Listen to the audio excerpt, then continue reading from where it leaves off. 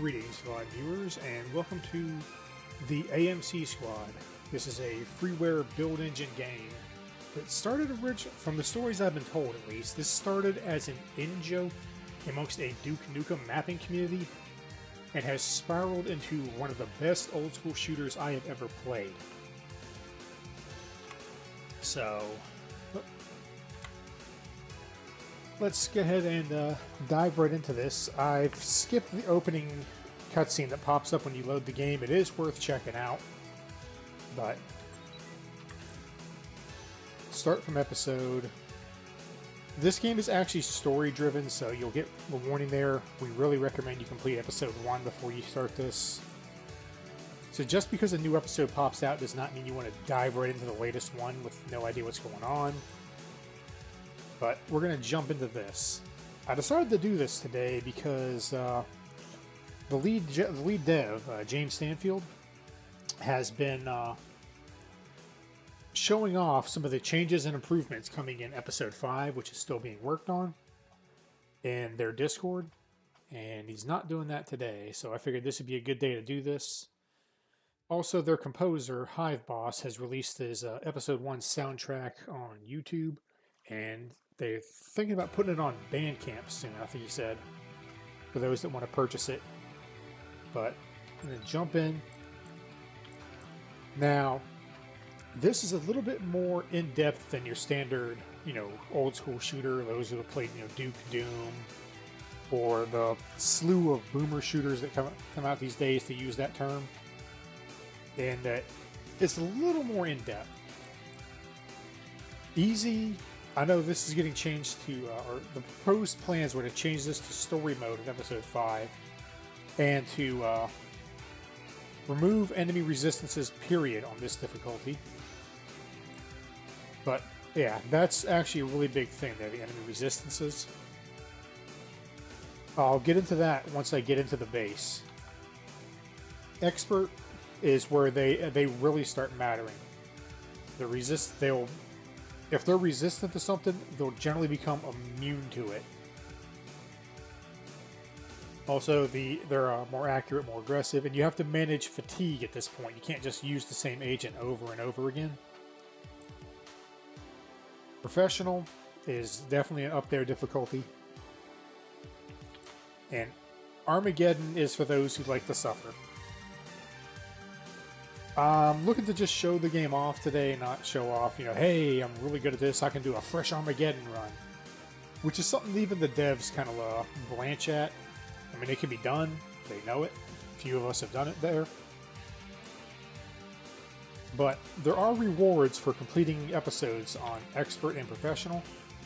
I'm going to do Expert because Professional hides part of the HUD, although I think they said they're going to plan on getting rid of that. Because this is enough that Expert I at least also get, like, the meat of the game, the other things that you have to factor in, like weapon types and fatigue juggling. I'll let this cutscene roll here. I will not talk over these guys. Well, once they actually start.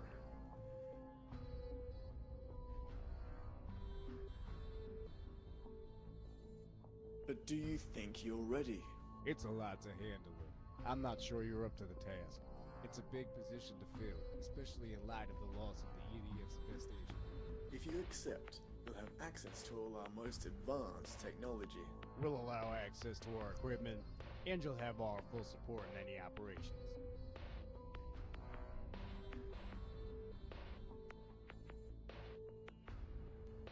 You're right. It is a big position to fill.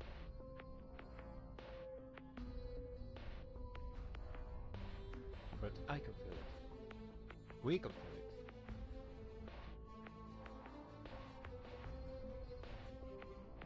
I already have a man on the job. His name's James. He survived hell. I've given him the location to various incredibly skilled individuals who can also help. He'll find them and we'll form a group who can fill Nukem's boots. Yeah, Duke Nukem is missing and presumed dead, and they're basically putting together this Justice League-like team to try to fill Duke's boots. James and Zaxter are both from their own total conversions. Imagination World for James, and Oblivion mod for Zaxter. The rest of these guys were apparently members of the forum that they spoke of. A couple of them are still around, still help work on the game.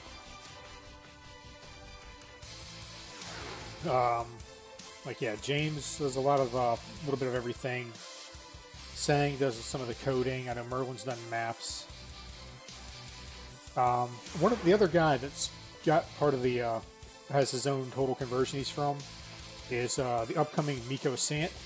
He was actually the villain of his own TC, Brave New World. Whereas James follows the events of Imagination World, and Zaxter follows the events of his thing, Oblivion, TC.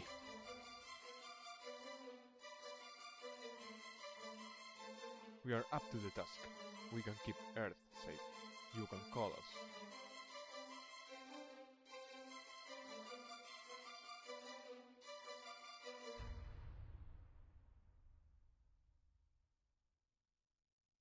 From what I've been told, that start. Welcome to the AMC base. I am Epsilon. Let's take a look around. This is the main base. This is where all the magic happens. You can access it via the lobby. Mission Command. This is where you start missions and handle overworld tasks. Research. This is where you improve the AMC Squad's capabilities. Use the research terminals to get started. Equipment. Use the terminal to assign a loadout to each character. You can also talk to Forge to upgrade some weapons using polymers. These can be gained by gathering data with your EDU scanner. Also check out the shooting range. You can test what weapons are effective against what here by shooting different targets. You can restock all your weapons to test them with the Ray machine. You can check out the evidence room here to reread documents you find on the field. You can also head into the briefing room to choose a different agent to use. Each agent has their own room. By default, you'll appear in their room when choosing them. You can also right-click instead to appear straight in the underground base to save time. You can also talk to Jean at the front desk to do an optional training course. You'll be taught some basics in your first mission anyway, but it never hurts to be extra prepared. When you are done exploring, head to Mission Command to get used to the terminal. The first mission for the AMC Squad is located in America. Good luck.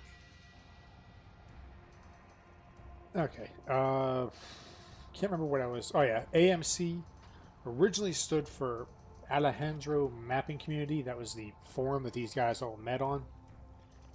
Now we do have our 8 characters to start with here. We've got James, your typical British spy type. He has, well, I'll probably show you when I go through. I'll go through everybody's loadouts really first. Zaxter, yes, he has 255 HP. That sounds like a lot, but he is really strong on paper.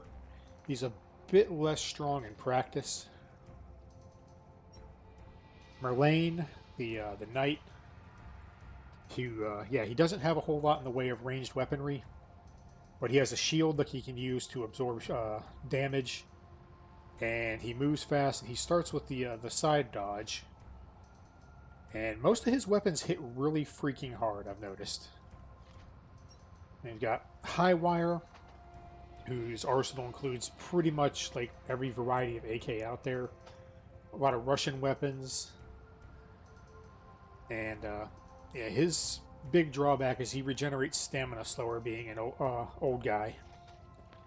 He's the oldest member of the, well, technically the oldest member of the team. There is somebody else that is a good deal older. Sang, who's a warlock, uses a lot of magic attacks, but is rather frail to start of the game with 75 health. You got Rusty, the gunslinger. This guy's probably my favorite character, at least of the starting 8. He's not the most powerful, but I just find him to be the coolest. You got Jeffrey, the outlaw. Yeah, I don't have too much else I can really add about him.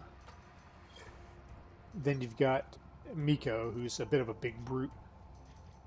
Yeah, he has a lot of health and stamina, but his weapons tend to be heavier than others. I'm going to start out as James. Now, the thing said you right-click to appear in the middle of the base. you will always appear in the middle of the base until you've completed the first mission. So even if I left-click here, I spawn right here. James puts on his glasses. And we've got the briefing room with nothing on the computer yet.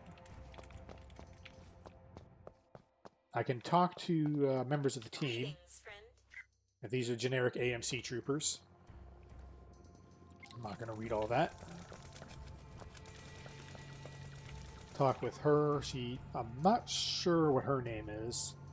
But she helps Forge, the guy up there, run the armory.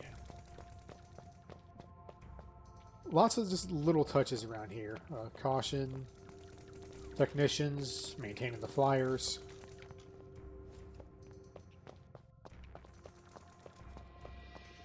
And if you step into this room, you'll get the character select screen again. Yeah, you probably see that bar down there draining. That is my stamina bar as I sprint around. Please, you're embarrassing yourself. Forge, who will give you crap if you don't have enough polymers to buy anything. There's weapon skin for combat knives for everybody. And then there's upgrades for each individual character's default weaponry. Obviously, I can't afford any of it. Here's where I can set up a loadout for everybody. They got the help screen that comes out first. I can change who I want to do loadouts for on the screen, even though I'm not that character actively. Artifacts, you can equip every character with an artifact. It's just a little passive boost. Coughing as I'm talking so much. Now, you can pretty much move the artifacts around freely from people. Luck Amulet is probably the good thing to throw on somebody if you don't know what to throw on them. I think it has like a really slim chance of stopping a bullet, and enemies are a bit more likely to drop ammo. High Wires Necklace. I usually just throw this on James because it'll help shore up his weakness to supernatural effects. And, well, I mean, lore-wise, it is his. Then there's a ring that makes you spend less time shrunk when you're shrunk by enemies. Now, you start the game with a budget of four, which is that would be 4K, I guess, really.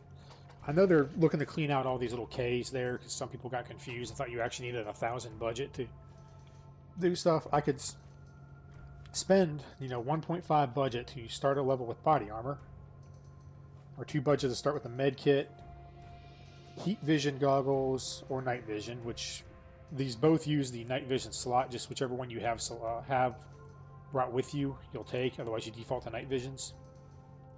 Force field belt is something unique to James. Every character has a couple of unique items. It's effectively a shield in front of them that will stop most projectiles. Explosives will blast through it.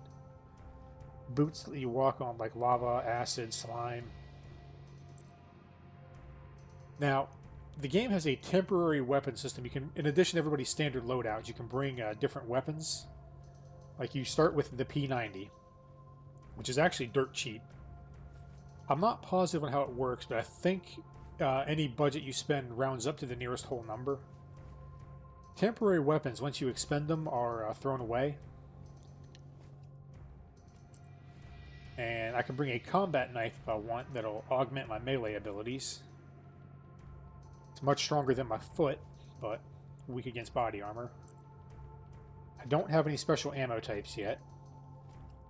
Now, normally this menu will be just empty aside from your defaults in green. However, since I've played Imagination World, beat that, and then took the save from that and added it to my game, I have I start with two of his weapons from Imagination World, the 1911 and the Panker Jackhammer. I actually prefer the 1911 over the Glock, but I will stick with the default Glock if for running James here. But any additional weapons you get here, you can that are character specific, you can swap out your loadouts here. Like Zaxter uses it. His weapons are very much Duke Nukem based. Like he starts with a rifle instead of the pistol. Big old double barrel shotgun. An SMG that he can dual wield. Laser RPG, which, yeah. Weapon of his from Oblivion. The Shrinker from Duke Nukem also comes with optional expander mode, which makes enemies explode whenever you kill them violently. A Sonic Laser Devastator. Basically, it's the Devastator but using the same Sonic laser tech as his RPG. And his Petrify gun. Merlin got Dagger, so I can stab people with, throw them, or even smack people with his shield, provided I still have it.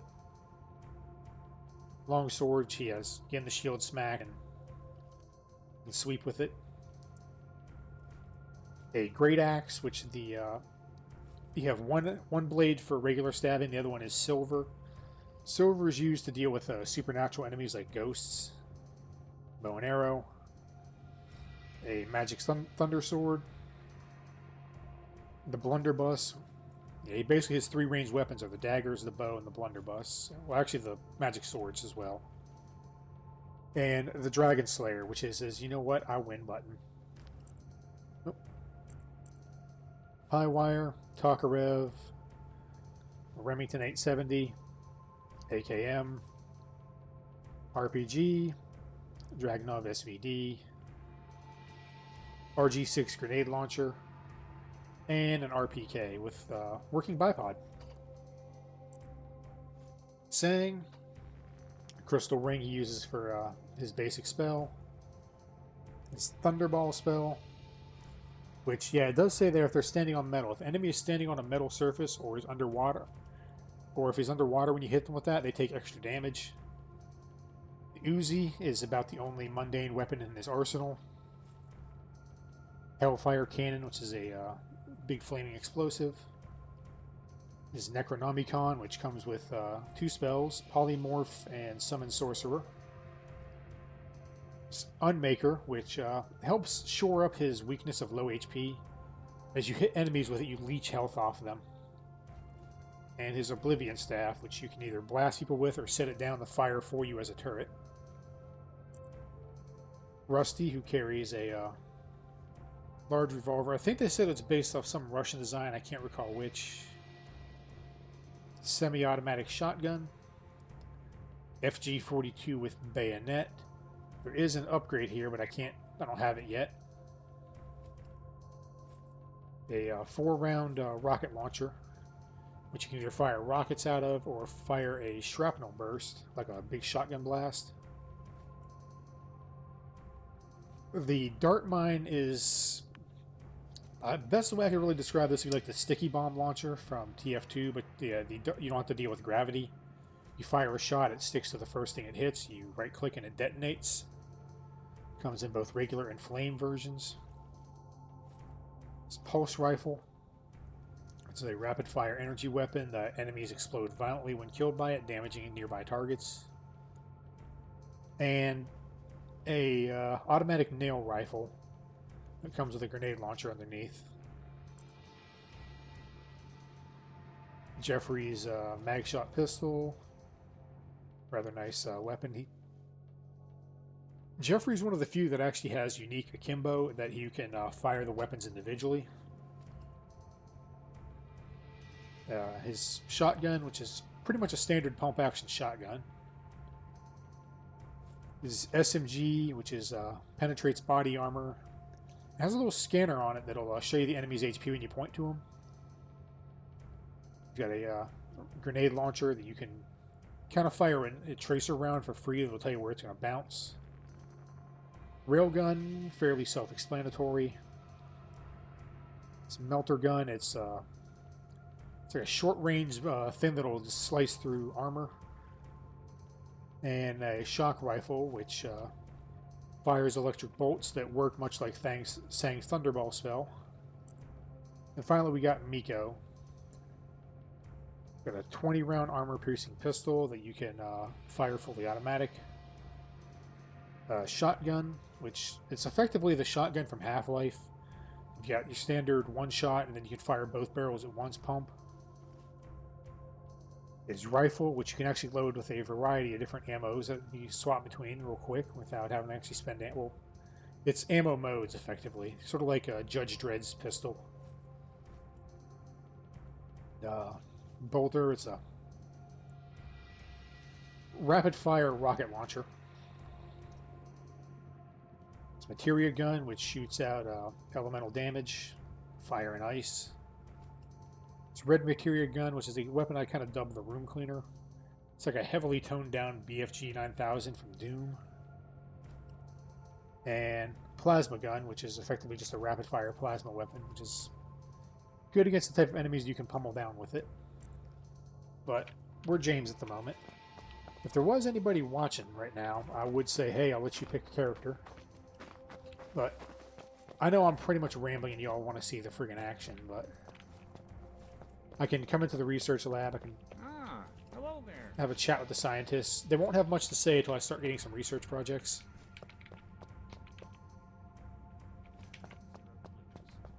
And speaking of which, there's actually a research project right here. Let's see what the eggheads make out of this. I just want to pick this one up because it's one of the ones you want to get early on. Oh, good afternoon. It's good to see you. Hello there. Hello there. They'll get more dialogue options, like I said, as I unlock more research. We have new projects to research. Yes, we do. How interesting. You have a tech level that I'll explain that whenever I get to how you increase it. I do have a starting budget, which it's actually 4, not 2. Yeah, you can find research projects. They generally look like these on maps. Also, yeah, your tech level determines what you can research. I think they're talking about tweaking that to make it the higher your tech level, it'll reduce the cost until you meet a minimum value. Researching costs money, which you get a budget you'll accumulate as you play through levels. Budget is permanent and will transfer across episodes as well. That's another reason to start with episode 1 is the game has sort of a ramping power scale to it. That you're expected to be stronger as you move through, so challenges will be more difficult.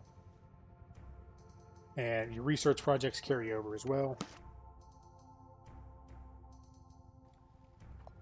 Alright.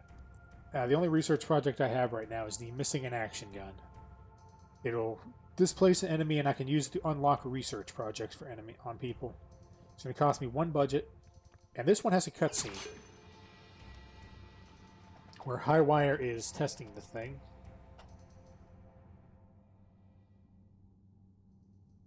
And he's testing it on Jeffrey. Yeah, the joke there is Jeffrey's a perv. So, not all of these have cutscenes, just some of the really important ones do. And now that's done, so I can go ahead and back out of here by hitting the use button. Sprint on out of here. I could swap that thing up on the armory if I wanted to. It's a little bar you can come up here. A couple of people you can talk to. Sort of experience the world. Get a little bit of the lore building and the like. And I'll show one more thing before I head on out. Teleporter will take you out here. You can talk with Jane here to run a tutorial course, which I do recommend. It does teach you a few basics. But when you come out here, the outside of the base, it'll be based off of your system's date and time.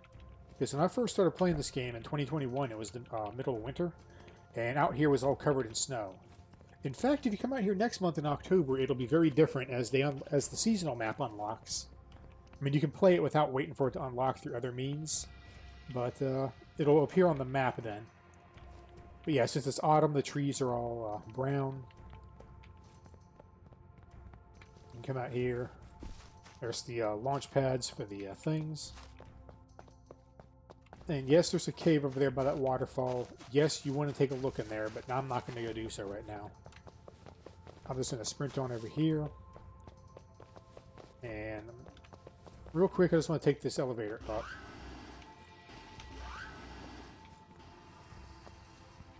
You got character rooms, Merlin, Rusty.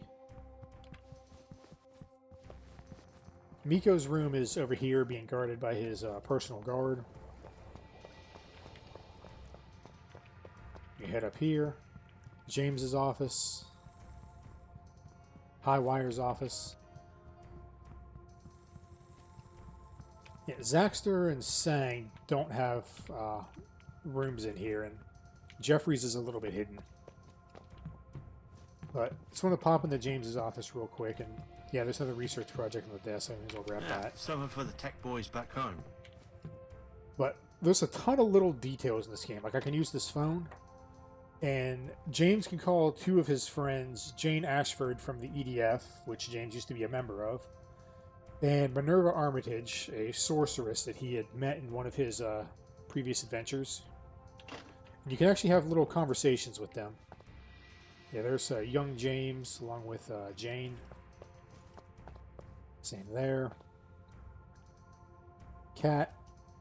Something else over there. Yeah, and these buttons work. You can toggle the curtains. Neat little touches like that. There's a little armory closet back here, which actually works. You can use that little terminal there to go into the loadout screen. It's just neat little details like that that I like about this game. There's plenty more, but I'm not going to show it all off. One, because it would take far too much time, and I'm sure everybody's already clicked away to go find another game by now.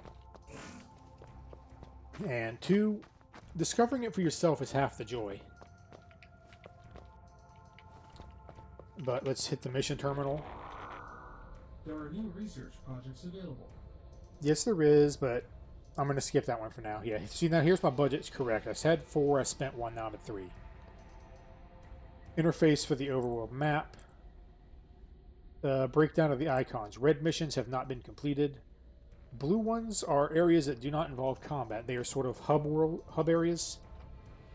Like the vehicle facility. Once you get it, I'll point that out here in a moment.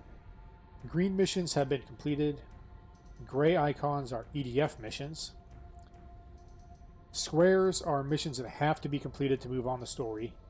Diamonds are optional, hence why these are diamonds. You can also replay missions anytime you want.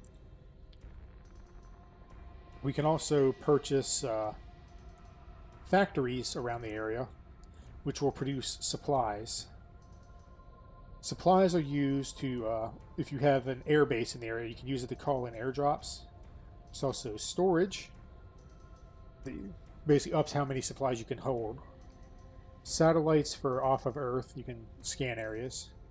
Here's the thing about the air bases: if you own these, they will let you call in airdrops in the middle of level. Call in airdrops and levels for a little bit of extra equipment. But okay, right now I have nothing on the map here because the only mission we have unlocked is in America. Nothing's in Europe. If you want that again, you can hit help. Resources, you can see I have a tech level of 1 and I own 1 supply. And yeah, I don't think the factory's facilities unlock until you beat the first mission. It's an airbase here, but I can't afford it because I need 20 budget and 20 supply. That would provide air coverage throughout America. And this blinking mission here is the only mission I have available, the Mega Base for Los Angeles. And yeah, I'll do this one as James. Okay guys, we've got a situation at an EAF base located near Los Angeles. Intel says it's the same aliens that Newcomb defeated. Didn't he kill all of them? Evidently not. Well, what do you want us to do? We go in, kick the shit out of the aliens, and try not to look at any classified stuff. What are we supposed to do? Close our eyes when we see something weird looking? Basically. I know that's hard because we do work with Sang after all. Oh, ha, ha, ha. You do have a bat flying around your head. That thing is moving too close to my head. If you're all done trying to be funny, let's move out. And we got a little scene here. You see if it's taken off. Yeah, EAF is they're effective like the EDF from the Duke universe. Shit. Except they believe in the best defense is a good offense. After the Cycloid invasion from the Duke Nukem games, they were founded basically to find and hunt down those bastards. We just got shot out of the sky. We crashed down here. Losing a little bit of health. PDA. I have rebound this to V. It gives me a briefing. Aliens are coming from the base. Infiltrate it. Learn what's going on. Keep an eye out for any surviving EAF personnel. I don't have any items with me at the moment. This is where you'll find things like your med kit and such. I don't have any keys. I don't have any special ammo. Stats, which kind of will give you a breakdown of, you know, stuff. And scanner mode. This is how you get polymers. You can also quick access scanner mode by holding down this PDA button for a second until it pops, until it switches. Duck through here. Pull out my pistol.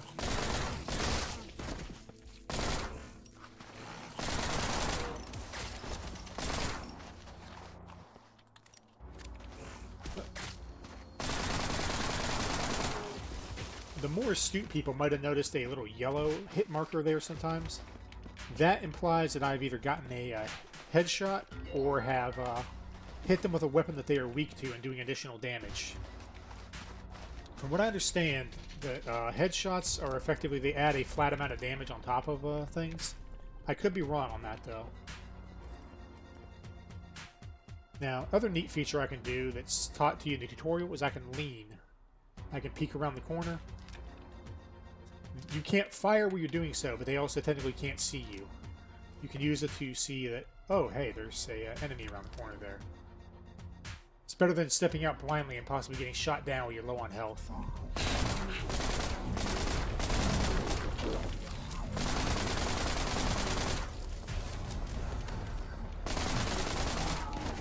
That just chewed up a bunch of my ammo. Some armor. Got his MP7. Save that health kit for later. Now, I'm not going to grab like everything that's secret in these levels. Part of the fun is finding this yourself. Oh yeah, I do have I did pick up a second Glock early on, so I can dual wield these. There is no accuracy penalty for it, but you will burn through ammo a lot faster. Aim for the head to bypass body armor. Yeah. The blue ones and that donk noise meant I hit him in the body armor, which means I'm doing like half. I think it's like 1/3 damage. But shooting him in the face, not only do I bypass the body armor, but I do additional damage to him. Switch. Take him down. And did I give myself the lug amulet? I think I did. James does not have a visible artifact on his HUD. Some characters do. Because I'm getting a lot of pistol drops from them. Use the cameras. This is just like a Duke. Hit that switch. And actually, let's just go back over here real quick. Hitting that switch, that thing there now opened up. So let's head on down here. Also, yes, these are the enemies from Duke Nukem 3D, but that's not the only enemy type in this game. It's just the first level is this. Oops. There is a thing when the pig cops are laying down, you cannot headshot them. I think it's a bit of a code issue. I've kind of asked about it once before, but grab a med kit. Your PDA, you can scan dead bodies, breakable walls, like this one here that got hit. Oh, right there, actually. And switches and other things as well. And that will give, every time you scan those, you'll get polymers. Fuck yeah! I got a temporary weapon off that pig cop. They'll sometimes drop their shotguns. It's a standard pump-action shotgun. I can pick up more ammo for it by grabbing other ones. When it runs out, I'll throw it away. It's a powerful, hard-hitting weapon. But the weakness of shotguns is they're completely stopped by body armor, as shown there. So you either want to catch them in the head with it, or use something else. Sometimes when you kill guys with headshots or give them, you'll get that slow-mo effect. You can tweak how often in the options. Now, if I was playing as Zaxter, he could climb these claw marks and go up there and get some extra stuff. Oh yeah, since you can only hold one temporary weapon and that lizard man there dropped his chain gun, I can put this thing down by holding reload and pick this up. Or I can just stand over it and hold use, or tap sprint and use at the same time, and he'll pick it up instantly. But I'll use this What's real someone quick to just keep the left shotgun lying for now. here? Some pistol, some more ammo, keycard, and some health. Scan that body, I get 4 more polymers.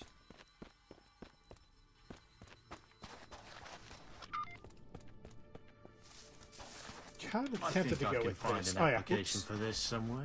That is a dodge roll. If you hit sprint and then either left, right, or back, you will roll out of the way real quick. Merlin has a side slide where he just moves really quickly in the direction instead of that disorienting roll. Also, you notice my stamina bar is green. It's because the shotgun is a medium weapon. It means it consumes your stamina a little bit faster than a light weapon like this pistol. This is also light, and red, which I don't have yet, is a heavy weapon. Those will drain your stamina the fastest.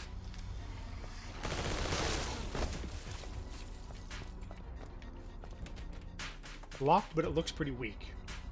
Hit back in quick melee, which I believe is by default F. I have it down to my mouse. And he will do a roundhouse kick, which will... it does more damage and has a fair bit of knockback, too, to push enemies away, as compared to a standard kick, and knock open the door. Found a secret with some ammo for this, and a health amulet. That gave me 20 health above my max, raised my max HP for the duration of this map by 3. My max health is bleeding down, though, so...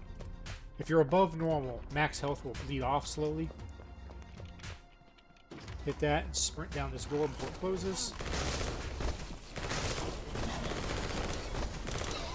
Yeah. MP7 will pierce body armor, so I can just hit that guy in the chest, and that's why he went into that last stand mode when I killed him. But yeah, the max health is going to bleed off. These things here are a portable forge station. However, episode 5, they're actually upgrading these a bit to make them as the supplies a little more useful. Where you can purchase ammo, either special ammo or just regular ammo for your character's weapons, using supplies at these stations in the future to make those more useful.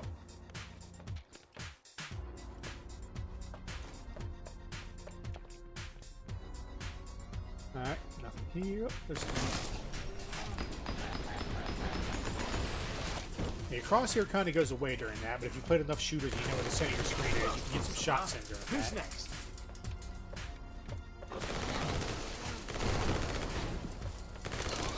Yeah, and pig cops that aren't killed with a headshot have a chance to go into that last stand mode there, where they'll fall down and pull out a revolver. And they'll have exactly 6 shots they will fire at you. When they try to fire the 7th, the gun will go click, and they'll just give up and expire finally. That is C4, which is needed to blow this open. So pick that up. Nope. Yeah, sometimes James or characters in general will generally comment why that they need something to fix that. They'll give a line. Time for some fireworks. So I got a line there about the C4. It's effectively an explosive key.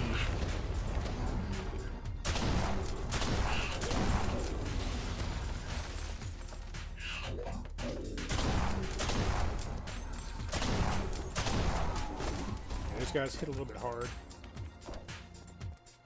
There's a toolkit which I can use to fix that thing. Some more body armor. Now I'll try to show off both of these other neat features here. There's an amulet up there.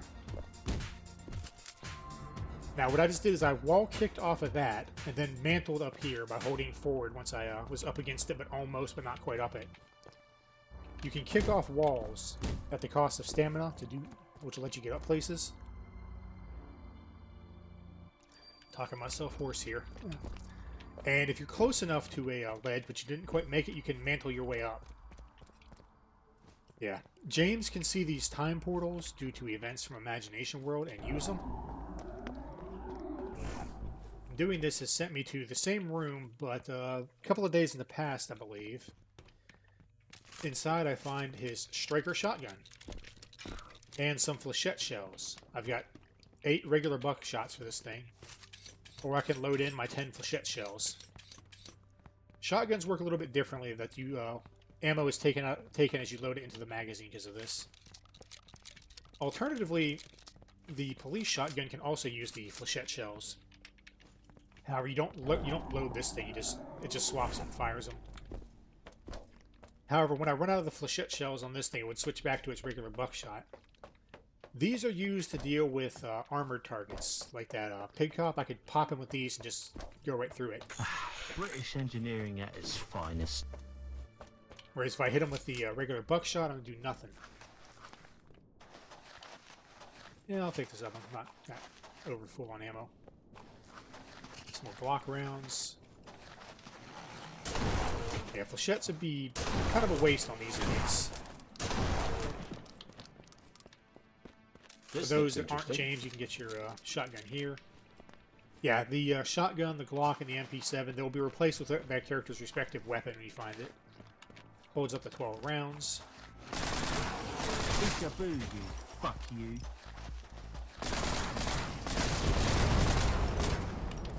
Yeah, this thing gets a little less accurate the more you hold down the trigger and fire it. So if you shoot it in short bursts, it'll stay pretty accurate. You don't want to touch the cactus. They will actually hurt you if you touch them.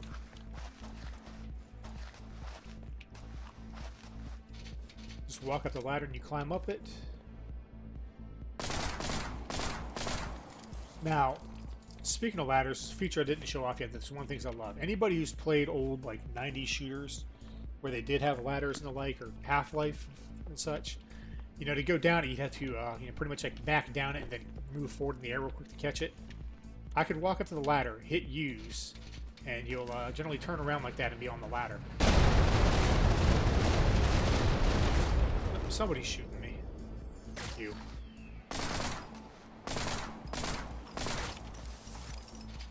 Alright, head up here. There is a lot of dudes over there, and I could rush them and take them all on, but that'd be very risky.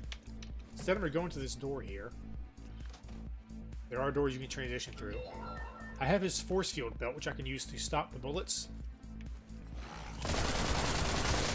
And there's a Barrett M82 on the ground here that I can use. Stick to this thing for the moment. Some more ammo. If I was Jeffrey or Miko, I could use this terminal and hack it, which would make getting across much easier and safer.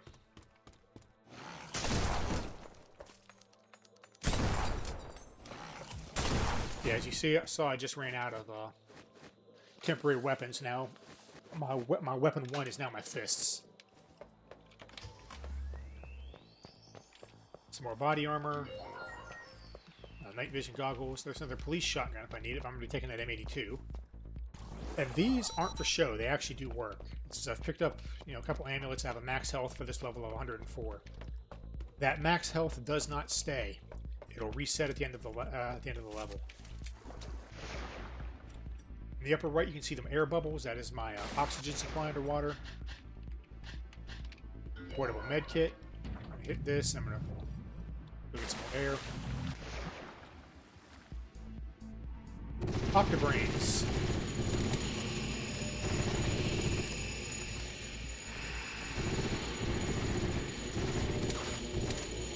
And James takes a bit extra from that, because that's a psychic attack. He's weak to those. These air bubbles refill my air. Step right up, motherfuckers. The eggs from Nuke Nukem.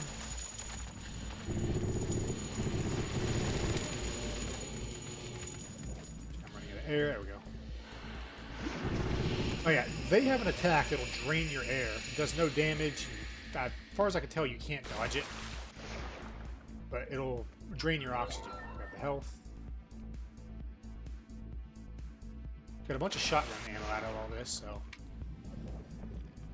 Gonna head on back out this way now. Probably hit that med station again. Yeah, I think those hold about 50 meds. Grab the armor. Leaving the shotgun behind because I'm going to pick up the M82, which, as you can see, my stamina's going down like nobody's business because this thing's heavy. Back out the door. And...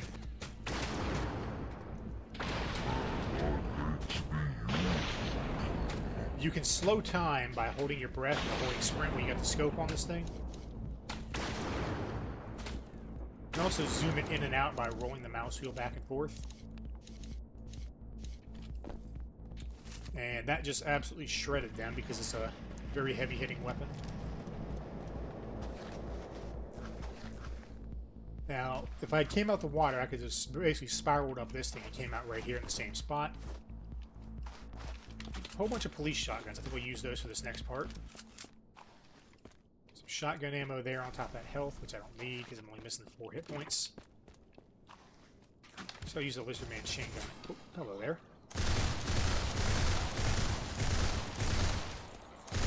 These guys get a little bit dodgy. They'll try to roll out of the way of projectiles, and if you start hitting them, they'll try to move out the way.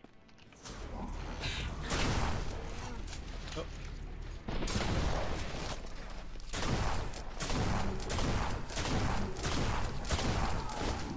Those guys will like to engage you with melee too, which kind of hurts. Alright. Body armor targets at a distance, so I'm going to use the MP40 here. Oh man, that can't MP7, my bad. Wrong gun.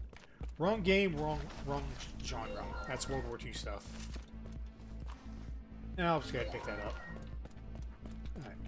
SMD-COR. Yeah, this thing is semi-auto. You can literally just mag dump people, but the weakness is then you have to reload it shell by shell. Also, it only carries 60 rounds, which is about 5 reloads. But shotguns are incredibly good against unarmored targets. What's secret over here I'm going to pick up? Some grenades. James's grenades are kind of unique in that, well, I'll throw one at somebody here in a moment. And then I'll show you. As I'm scrounging some ammo along the way. And a zip line. You can hit jump to come off that early into a flying jump kick, kind of like that. Or you can just hit duck to just drop off of it. Otherwise, he just throws a jump kick whenever he hits the end of the line, which will knock out anything in front of him. At least, well, not knock out, but at least damage anything in front of him. Up the ladders. More Glock ammo.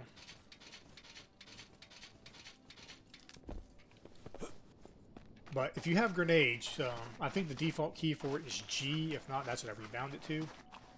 I can hit G and he'll throw a grenade instantly. Or I can select them manually.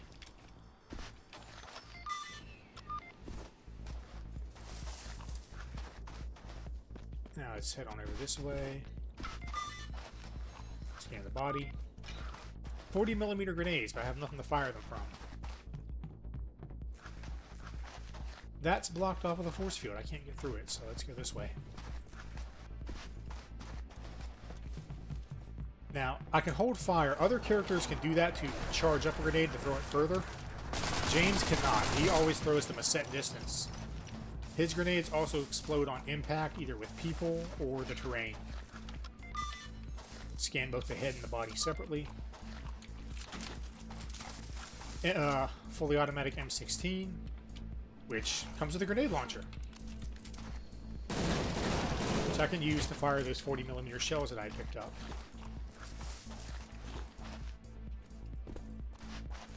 Some more shotgun ammo I don't need. A rope, which I can attach the rope to these hooks like this, and I've made a shortcut back down here in case I need to backtrack that way.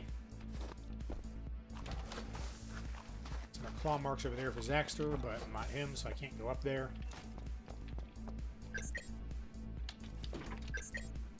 And that turns off that barrier, as well as this one. Like, I did leave some ammo back here, so I'll grab that. 50 more MP7 rounds.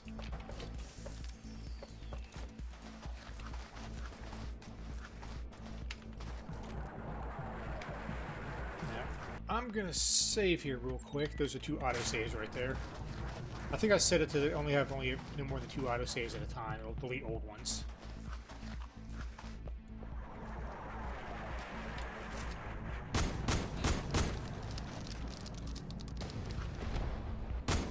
Yeah, I know I'm missing with some of the pellets at this distance, but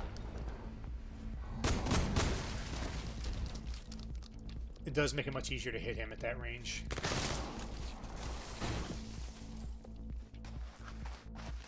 Score Plus there's some more ammo for it right there. And... okay, that dude just teleported. He should be down here in a moment.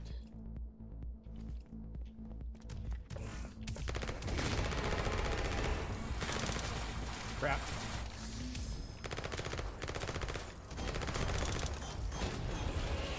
Force shield ain't gonna stop his grenades, but it will stop his minigun.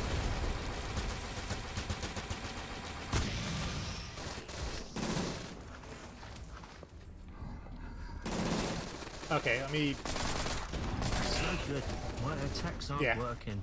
The red X's, that noise, and sometimes a line will indicate that you cannot damage that target with your current weapon. The M16 will damage that thing, however.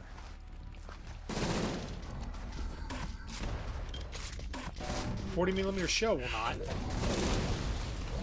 I've got one bullet left, but I want to use up these grenades first, so... and that rangefinder is somewhat accurate, too. The little red marker that goes up and down as I'm looking. It's like, yeah, your shot will land somewhere about there. Some health. Mantle up here, because I kind of missed the jump. I hear somebody. There he is. Oh, ran out of that.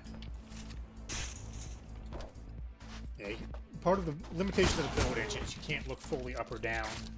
Oh, now he's shooting at me.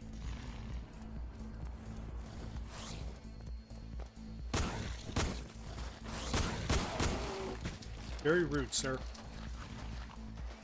I know the raise engine, or the raise fork of the build engine will let you do that. However, this, it doesn't allow you to do the same kind of coding things that allowed you to build this game. I don't know too much beyond that. I know some of the guys from their Discord know a lot more than I do. Stay low here. Yeah, pig cops will eat stuff whenever they if they get hurt and you're not like actively fighting them, if you're behind cover. They will stop and take a bite out of something. Gun them all down. MIA gun, which I've got 10 shots for. So I can use this to unlock some research. Can't open that up.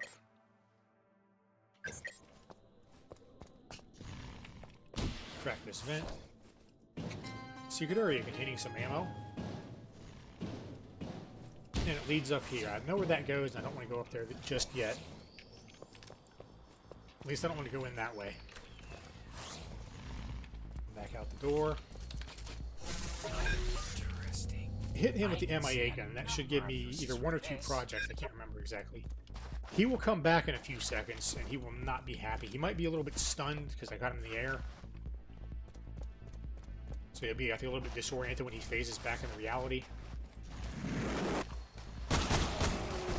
But he's also dead, so that's moot. I think I can find an application for this. This is a automatic nail rifle. If I didn't have that M16, then I probably would have wanted to sprint over and grab this to fight that pig tank. If you notice, the crosshair is made up of a bunch of little different T's. Weapons that tend to have that kind of crosshair tend to be armor-piercing weapons. Where'd you come from? I picked up the Battlelord's minigun there as a research project. And here's the door, takes me to the other side of that vent. Right there. Oh. Hit the Fat Commander and the Lizard Man with that. They'll be back in a moment. They won't be too happy about it. Since this is some close range shenanigans, let's go with the dual Glocks for the moment. Yeah, James and Rusty is... I'm trying to think who else dual wields. They just fire both weapons at once. buddy. I would die. Pop my med kit.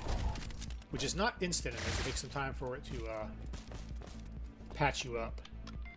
Scan him. You ain't gonna find this down. Pick up the mini shrinker, which I can be using later.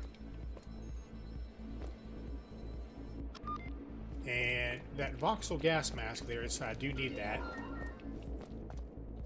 A note here, which is a bit of a background lore about what's going on here.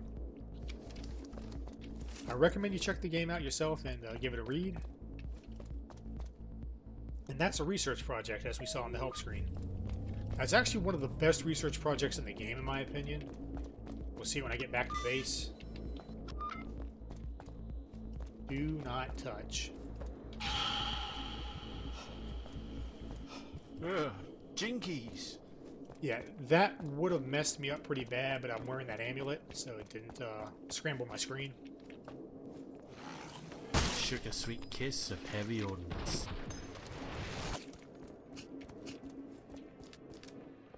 I got that thing that protects you from psychic attacks with him. Got a group of scientists, but they're behind that force field. And blowing open that fire extinguisher is not enough to get me in there. So, we're going to have to find another way in. This is one secret I will show people how to get. Aside from a couple of the other ones. Fuck yeah! That I've grabbed already, but...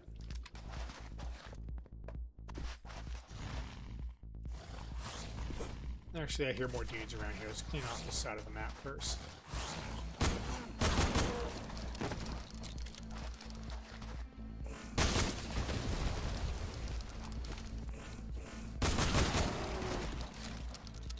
I think that's all of them.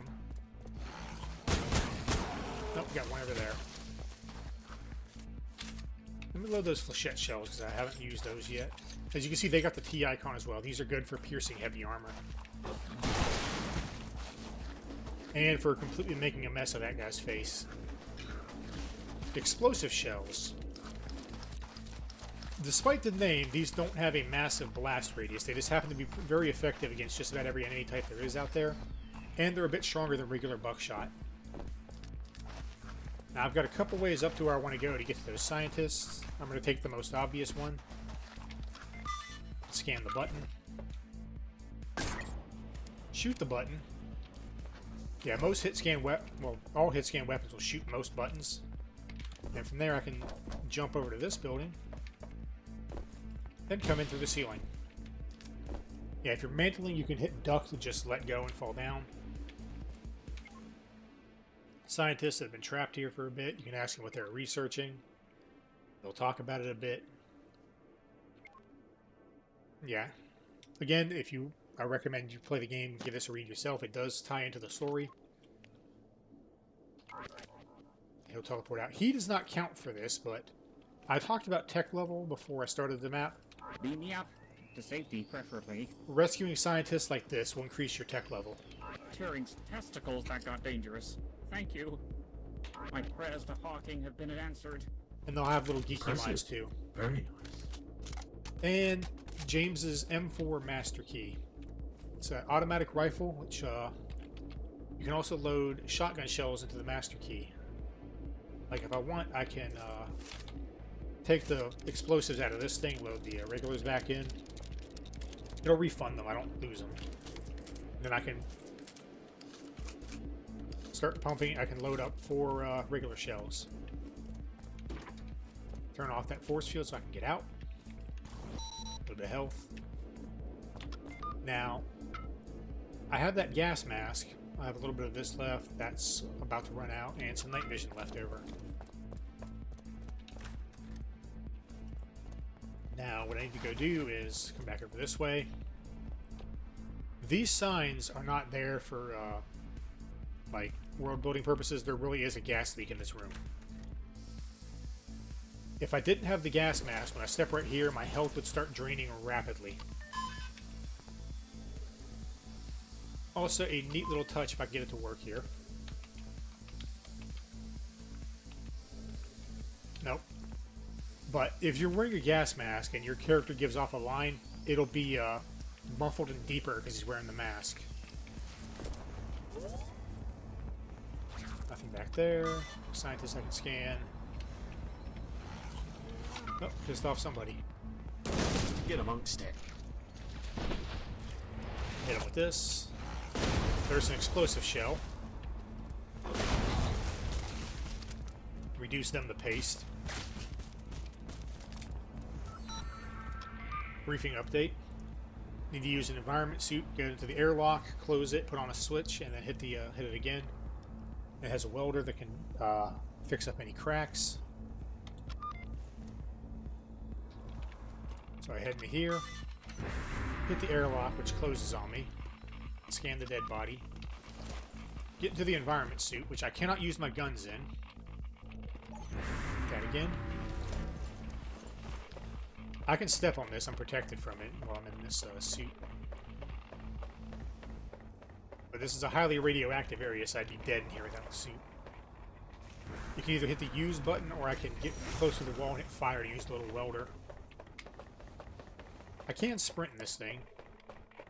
Patching up that crack opens up this area, which I am going to run for my life because some of these guys will come after me, like that one there.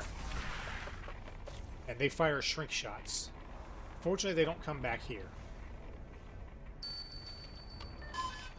Now, if I was playing as Rusty, there's a dead body here. You can communicate with dead spirits, which is what the paranormal activity is on the scanner.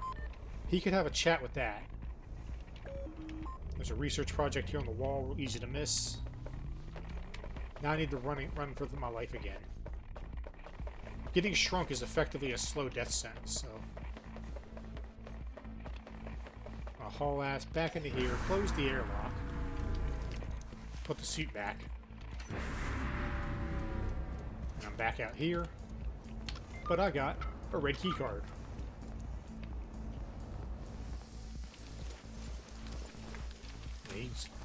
You don't have to stop on the map, you can just sprint. Oh, that is less than ideal. Actually, no, I can deal with that.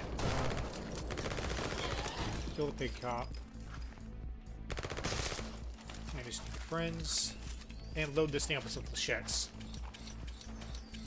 Flechettes actually do bonus damage to heavy armor targets like this big tank. As you see, it just made very short work of it. I know there's another guy that teleported away out here. Where is he?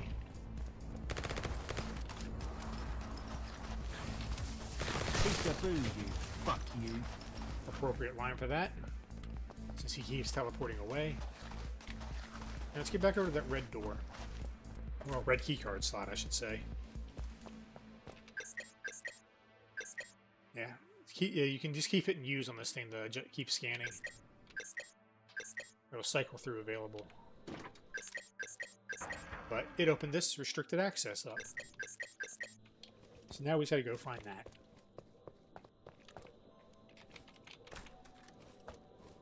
So let's head on over here.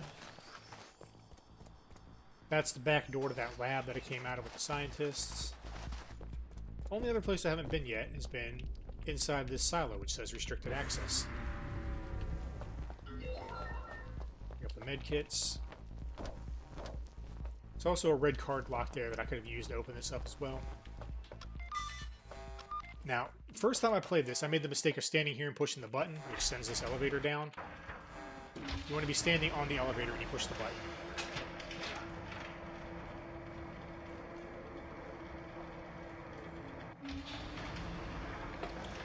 I need some water. So, I say I'm talking myself hoarse, running my mouth like this. Very dark area down here. Fortunately, I still have some night vision goggles left. Pig cop there that was already in the last stand mode. And a bunch of dead bodies I didn't create, so I can actually scan them. I'm racking up quite a few polymers doing so. Alright, something I haven't covered yet, and I'm full health, so I won't be able to really do it, but... you can use the toilet to recover a chunk of your HP. I believe it's percentage of your health based. So characters like Zaxter and Miko will recover more than, say, James or Sang. Look what someone just left lying Rocket launcher. Yeah, that's getting changed. This rocket launcher is getting changed in episode 5. It's an AT-5 now, I think. And I think they're changing it to a Carl Gustav, or it's the other way around. I don't know my gun super well, so... Got a note. Some more stuff about what they were doing here. Laptop. Let's see what the eggheads make out of this. A research project. And you got a scientist over there that we can talk to. Go back to him in a second.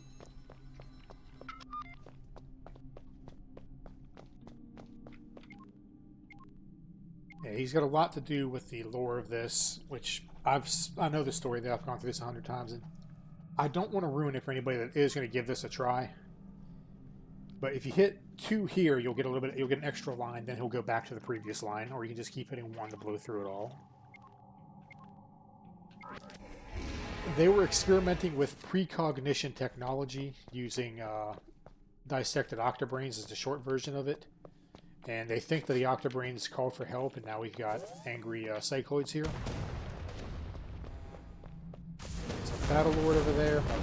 Pound him full of rockets from a safe distance. Alright, he's down. A bunch more bodies I can scan.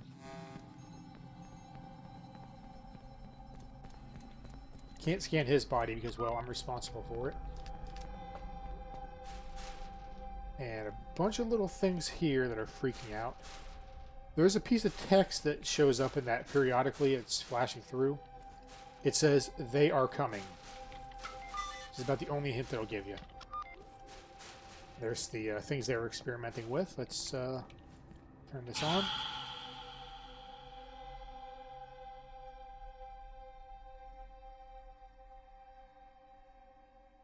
Looks like it's predicting something. Ganymede? Then that's our next destination. Can we trust these things? We can't leave it to chance. Let's head back.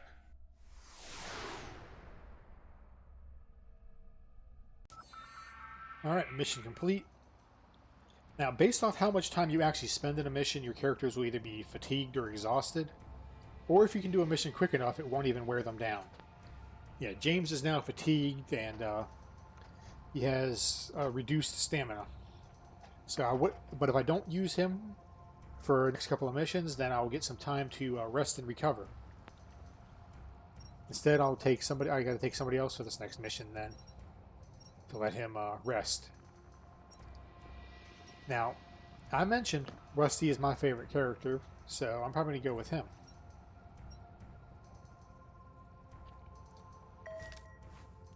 Yeah, everybody has their own unique HUD, as you can see. Oh, a little bit of a having the mirror staring into itself with the corner thing there. Kind of creates an infinite void glitch. Did not mean to do that. Can't run around with your guns here in the base. Here's Merlin's room.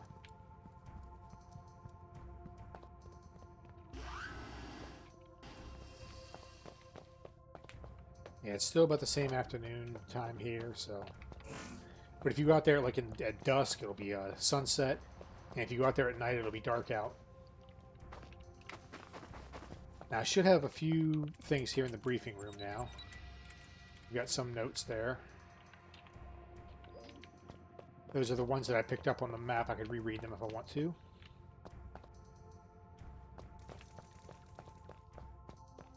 Let's head over here real quick. Oh yeah, I did not come into this room here. This is the armory. As you pick up or unlock weapons, they will appear in here. I got the police shotgun, the lizard chain gun, the scanner, the M82, M16 nail gun, and that. Firearm safety rules. If you've been to a firing range, then these probably all make sense. But the firing range, I can test my weapon and its effectiveness on the various enemy types by shooting these targets. Red one here is a standard enemy. Tells you I do about 40 damage, 35 to 40 damage a shot. Rusty's revolvers will pierce body armor. They don't pierce heavy armor. Since I'm on expert, they do nothing to it. If I was on normal, I would do like half damage. They also don't work on that supernatural enemy there.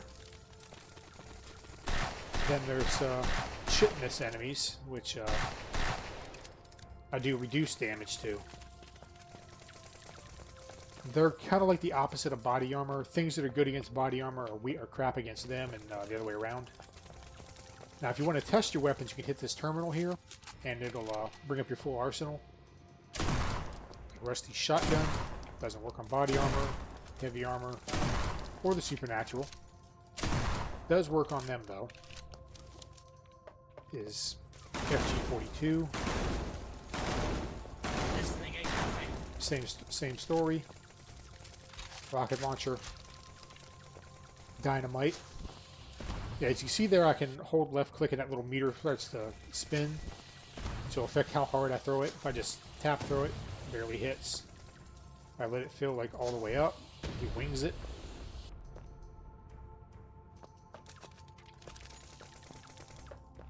But before I do, one more thing I want to go do real quick, and that is right over here to the research room. Oh, good afternoon. Hello there. Hello there. Hello there. Hello there. Yeah, I don't Hello have there. too many unlocked yet, Hello so there. I think I only have the one unlocked still. I gotta actually unlock the research to add the We have dialogue. new projects to research. Yeah, the plasma gun that I picked up off of James's desk. Missing an action gun. Battlelord chain gun. Too big, but you can use it to help with other research projects. The rapid fire modification for the Lizardman chain gun adds an alt fire that fires faster at the cost of accuracy. It's ergonomically terrific. So I picked up some flechette shells. I can research those to add them as special ammo types. They work against body armor and heavy armor. 40mm grenades. And explosive shells. Personnel upgrades. Teleport device for not you, but for AMC troopers on levels where you have them helping you out. Go ahead and do that. The medical converter kit. This is, in my opinion, one of the best researches in the game. This lets you, if I'm full health, I can pick up medical items and store them in my portable med kit. So I'm going to go ahead and blow 20 budget on that. Because my tech level is 4 now, so I rescued the 3 scientists on that level. Jetpack controls. This will let you hold space in midair to activate a jetpack if you have one, as opposed to having to select it and use it manually. Lets you have a little bit more fluid flight. Drone security codes. Anybody who's played Duke Nukem remembers the explosive drones. This adds a delay before they explode, which is very handy for dealing with them on levels where you have to fight the cycloids. And then the Universal Constructor, which I cannot afford. Effectively, this is a precursor to some technology like the teleport right there. And the Precognition Brain, which I am just short of buying. I wish they'd bring back those samples in better condition. Those are the only research projects I have at this point. Hello there. Hello there. Hello there. I think she'll change next map. Ah, hello there. I have a galaxy brain and atomic self-esteem aerodynamic design from the Cycloid Emperor's eye. There's another scientist that's randomly talking over him. He talks about the grenades being aerodynamic when kicked, which is a feature that I believe has actually been removed. Our research has determined that your guns are far too small. Aerodynamic design from the Cycloid Emperor's eye. There's a couple characters like Highwire could kick their grenades, enemies could kick them too, which kind of led to them not really working as intended, so they scrapped that. We find that the samples of the enemy bodies that bring back aerodynamic design. I'm getting 2 lines of dialogue from him. Process if you would blow them to smithereens accurate, even when kicked. Ah, hello there.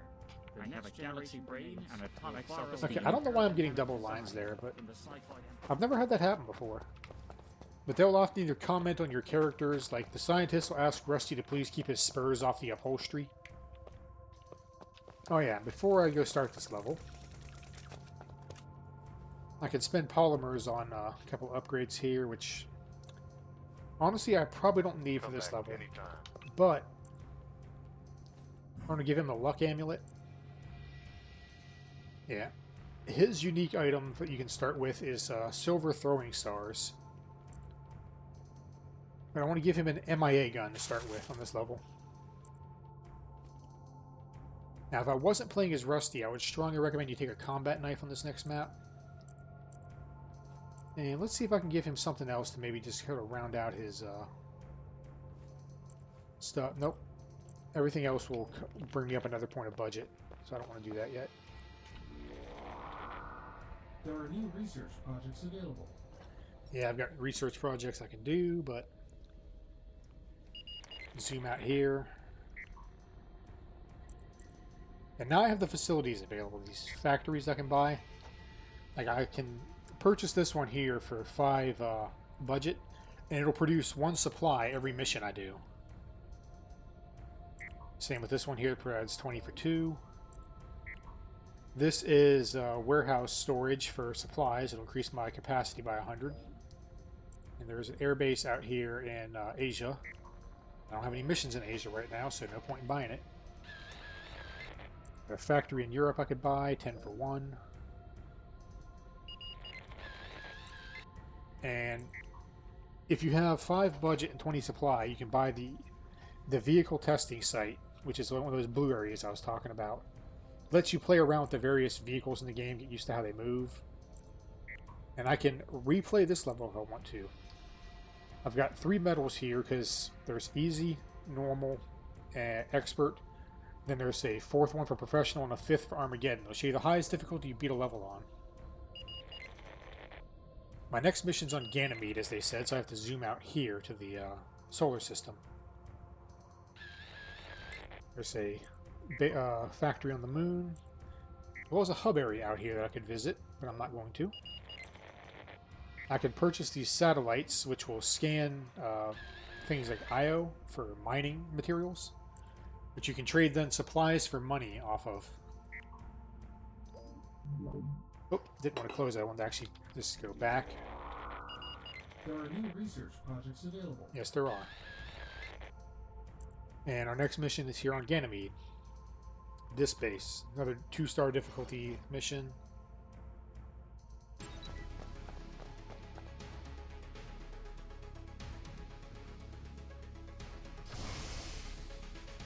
Little scene of Rusty getting into the flyer.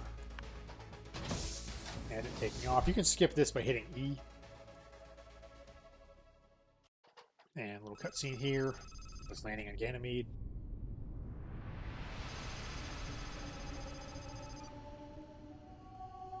Well, the base's power is still active, but I'm getting no response on any channels. So that either means their transmitter is down, or nobody's home.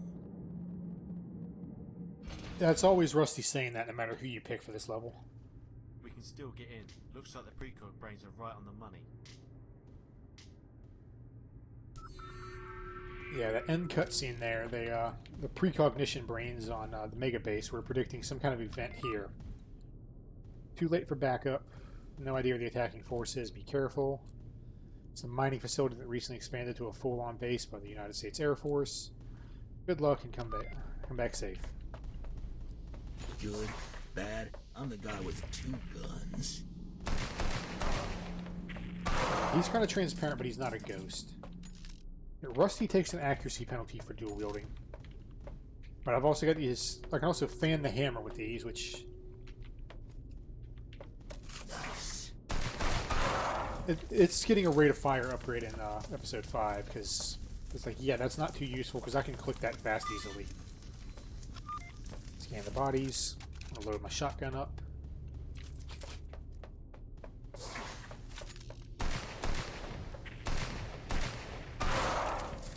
Rusty's revolver is pretty powerful, but you don't have much ammo for it, so misses hurt.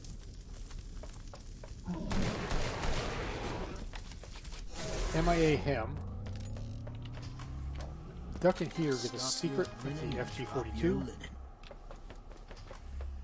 Because I'm going to use this thing to take this guy out. If you hit melee with it, you have a bayonet stab, which is very powerful, but it eats up a little bit of stamina. And the weapon's heavy, so it'll drink, it feels a bit slower. It also has a bit of a good hit stun on it too. The news is out. You just plain suck. Hit the switch. Scan the switch. I'm going to bait this guy out. And yeah, you see there I had a good hit stun that I can get him with a follow-up shot, but he was a little bit tougher than the other one, so it took me a 3rd poke to take him down. It's also got a heck of a reach, too. Which kind of makes sense. I mean, that's the whole point of a bayonet, was to basically combine the gun and the spear. I'm the guy with the gun.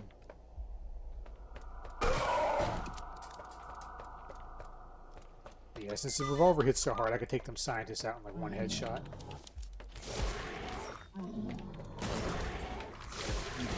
professionals to handle. Get them for a research project. I'll let them come back, the soldiers. This level is effectively a nod to Doom, if people haven't picked up on that by now. A lot of content in this game is basically nods to old school shooters that made the genre that we know today. And he dropped his M16. Can't headshot them, they don't actually have a head. With a whole 5 bullets.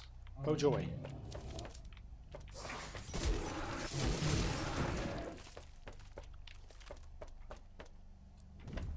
But yeah, most heavy weapons too, you can also duck to make them more accurate when moving. Also, if you're crouching, any bloom that you have from rapid fire will come down faster. Yeah, I hit him once. Leave him be for now. I think if I stay right here, he won't catch me if I stay low. Yeah, they will shoot through their allies, but they won't infight the way they do in Doom, where they get hit once, they turn around and try to kill each other. They'll just mow through somebody else who's also trying to get you. Yeah, fuck you too. Man, I'll be able to miss that first shot. But hey, there's some extra ammo right there. Getting kind of lucky with the ammo drops off them. I think I did bring the luck amulet. Say hello to the 21st There we go. century. There's some bullets now. You get a random amount whenever you kill those guys. Give them a quick poke. Yeah, if you don't have stamina, you'll just throw a kick once I run out of stamina. Also, if you try to throw a special kick like a roundhouse, you'll do that to override the bayonet stab.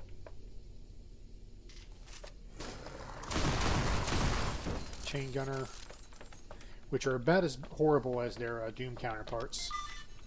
So they are very high priority enemies on this level.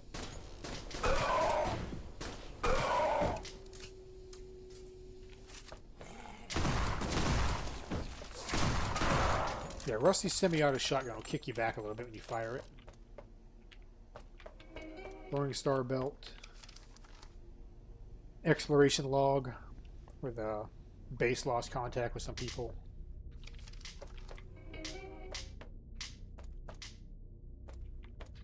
And I got a switch right here, which opens up that door over there.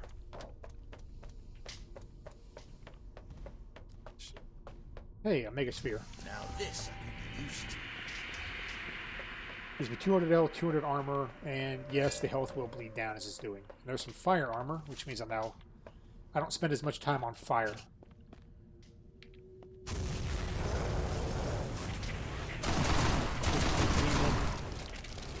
These are called user demons,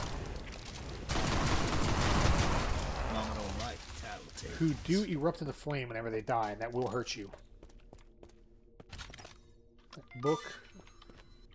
Don't need the armor because I have the other armor. Yeah, I just picked up that hypo spray there. Now I have 20 med kit because I was full health when I grabbed it. So I will store that as a portable med kit now.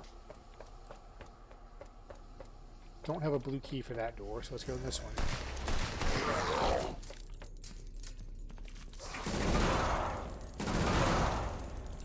Chain gun, which I don't like this thing too much, and you're about to see why. It's got a spin up time, and it's not super accurate to begin with.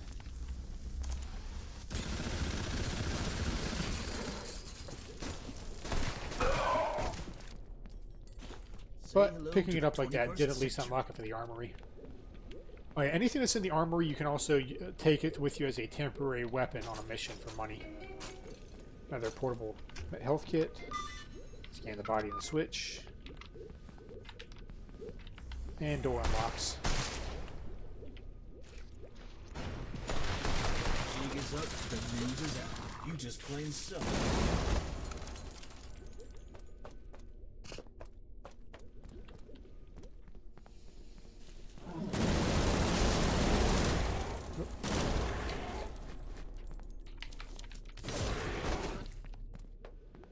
Deal with them.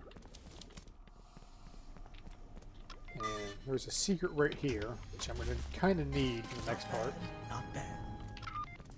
Rusty's rocket launcher, which I've got 10 shots with, and it comes loaded, 4 of them already loaded.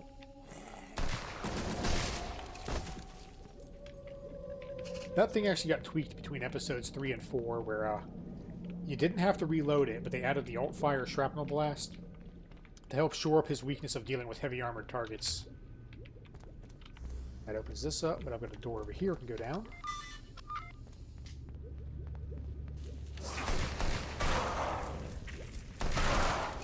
Yeah, in fact, you can fire faster semi-auto than you can with the fan and the hammer.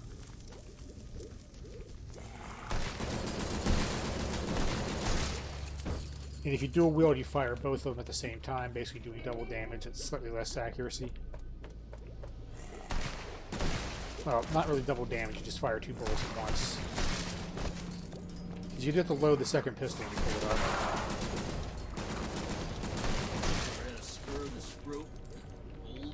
Pretty sure it's got some friendly fire from him. Them big old cowboy boots are your boots, your safety boots with him. They'll protect me from the hazardous floor. Sewage purge. Nice. Another FG-42. Now the sewage raised on this side and lowered on this side. And hey, there's a thing down here. Didn't pick that up. This was not here before. Obviously landing in that is bad. That's also new. This map kind of changes as you move through it. That wall is sparking ominously.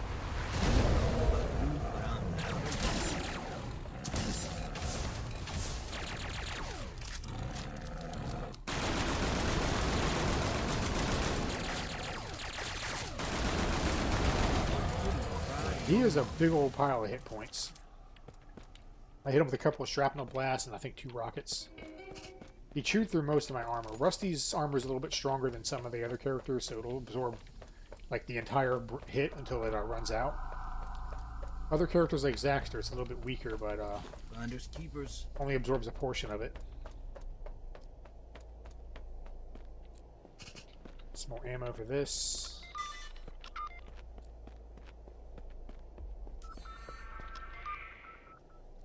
Connections poor. Door seems to be tied to the reactor stability. Perhaps there's an escape route in the event of an emergency.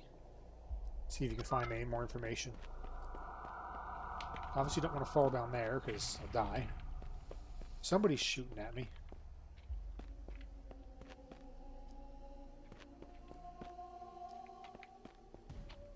Hello, probably you. Oh, you're dead. Storing up some more medkit.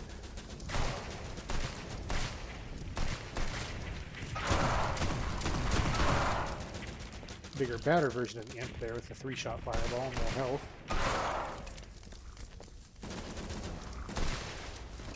But that's the person who's taking pot shots at me earlier.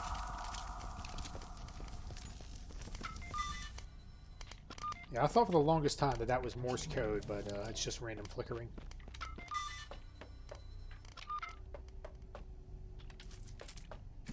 I just made you my bitch. Let's get all 3 of them in one shot. Pretty good trade. You can probably play this a bit more run and gunny. I know watching James play through it, he's a bit more aggressive than I am. I think to sort of peek and move a bit more cautiously. As old age has dulled my reflexes. Not the same as they used to be. And you're gonna try to go first.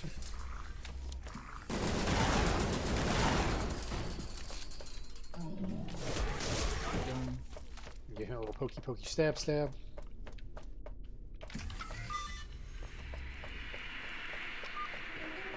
Yeah, portable medkit. You can store up to your max HP into this medkit. So any temporary max HP you boost will let you hold more. However, portable medkits you pick up off the ground will just give you 100 or 75 in the case of Sang.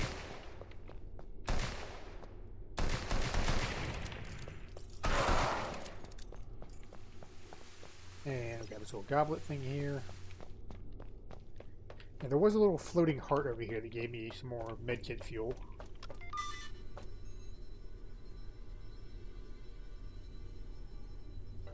I need a drink of water.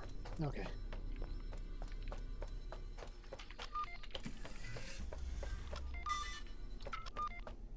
Take this elevator up.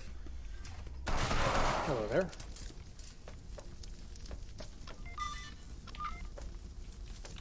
I see you around the corner. Gonna poke him to death.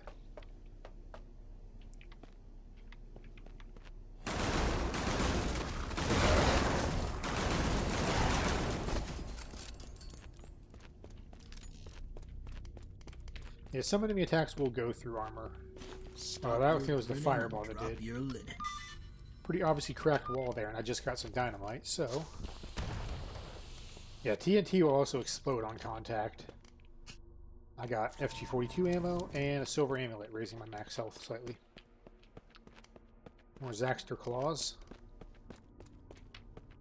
I could pick that up and it would actually store like another 2, I think, 2 or 3 max health. Oh, people.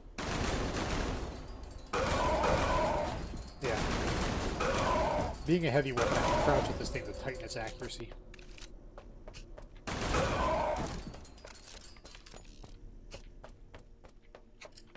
It's probably a bit of a waste to use FT42 on those guys, and a simple revolver to the skull does it.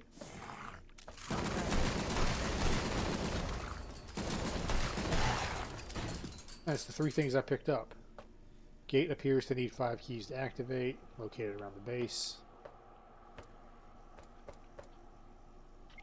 Yeah, here's one of those spirits that Rusty can talk to. They're only visible to him. Something wicked, a building on one of Jupiter's moons. No way, because we cannot leave a stone like... Oh yeah, we had to go investigate it because, you know, that's how every horror movie or even the plot of Doom starts. It's, hey, let's take a look at this thing, and then, you know, hell literally breaks loose. Now, the 4 artifacts are important. They open up something. The gate. And a little bit more kind of crazed ramblings from the murdered guy. Flashlight, which is the 5th one of those. The reactor door will only open if you possess all 5 artifacts. The door to the gate itself is permanently locked unless the base's self-destruct is activated. In other words, anybody who uses the gate will have to destroy the base in the process. Done this to prevent anything from coming back through the portal. I have no idea what lies beyond it, but I have a feeling that if its infestation spread to Earth, it will not be stopped. So I need to go find this box to open that door. And the only way to get into the portal is to rig the base to explode. So let's go looking for that box. Wrong way. Yeah, I get turned around a lot. Oh, hello. Save some bullets. Already scanned them.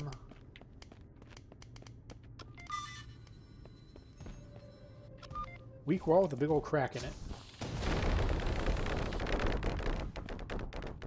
That is a lot of lava. Let's come back later. Another scannable dude and some shotgun shells on him. Chunks of what used to be a person, I guess. You can kind of also use this thing as a poor man's night vision, if you will. It just slightly brightens up an area. Go ahead and hit the elevator.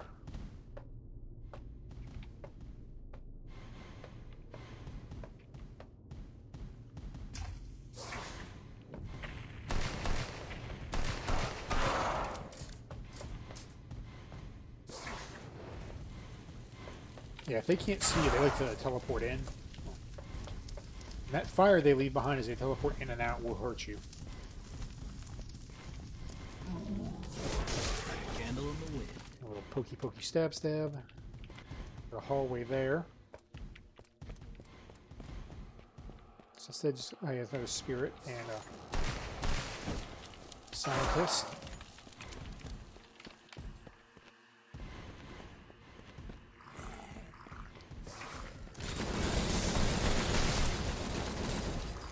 angrily trying to shoot me through the wall. They can kind of shoot through the wall. It's kind of a quirk with the E-Duke 32 engine, so that's why I'm staying low here.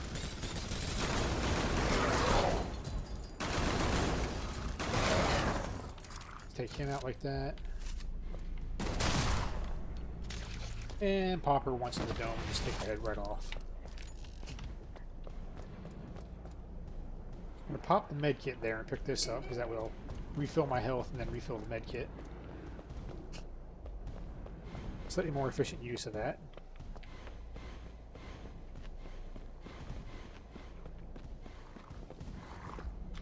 You start to sink when you land on them.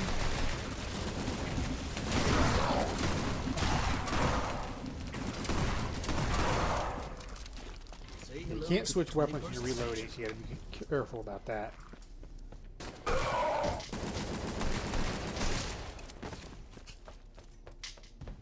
Something over here.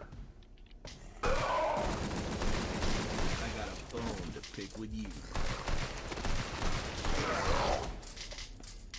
Mostly a lot of angry people and another M16.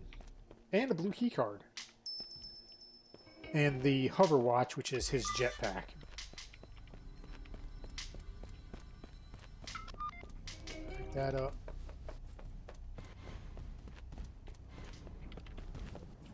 Back across these. And there was a spirit here I didn't talk to because I was too busy being shot at. Surprised I can see him. On a ruined temple. You know, ancient civilization.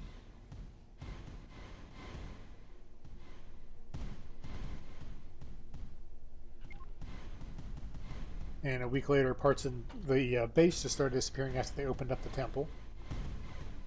And yeah, it looks like this hell was literally breaking loose. They look like demons. That's a bit of more of a lore dump there. Alright, let's head on down the hall. And make sure everything's loaded.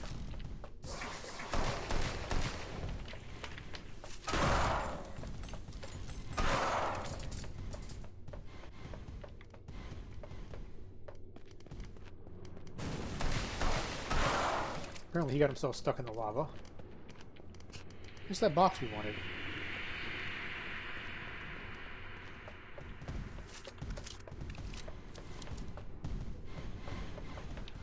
Lighter weapon to,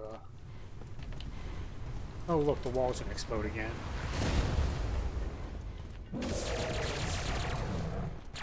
Yeah, he hit me so hard my view went up and I missed that follow-up shot. Roll out the way there. You bastards died just like we. Yeah, they will do that charge shot, and I just died. Hopefully I gotta... Crap. That thing he used to take out the wall, they will do that as a normal attack, and it effectively will just turn you into paste. I'm gonna save before I take him on again.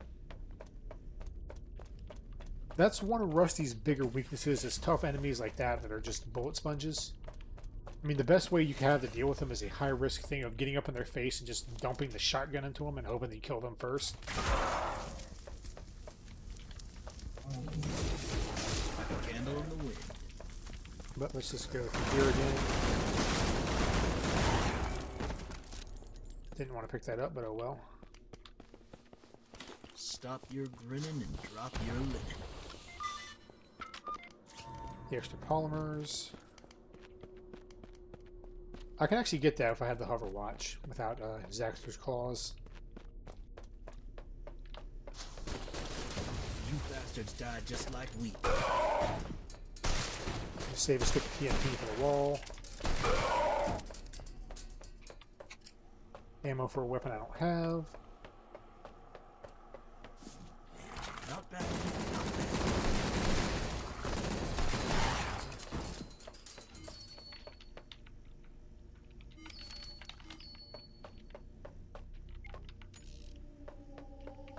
Alright, let's head on back now.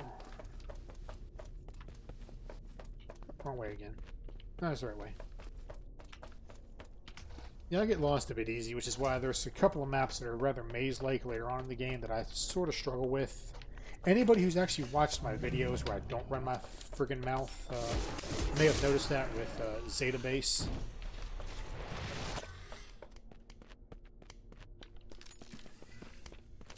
There's another one over here, right there? No.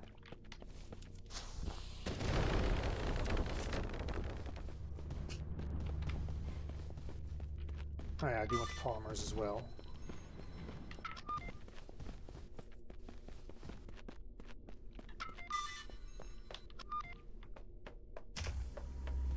And I'll save as I take the elevator down in case I don't think I'm going to get killed until I fight that thing again.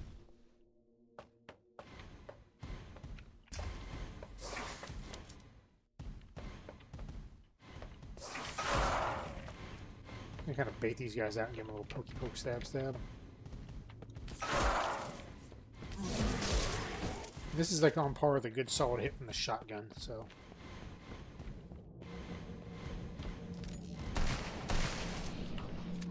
The scientist. Hopefully I annoyed the shade.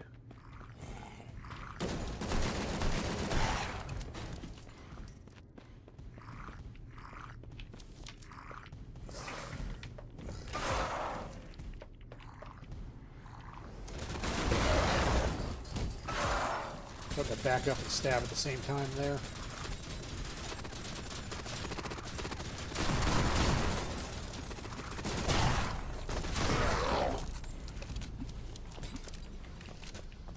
Alright, and I think he was taking shots at me, but I don't see him now. I don't have night vision. Perfect. Light yourself up so I can take you out.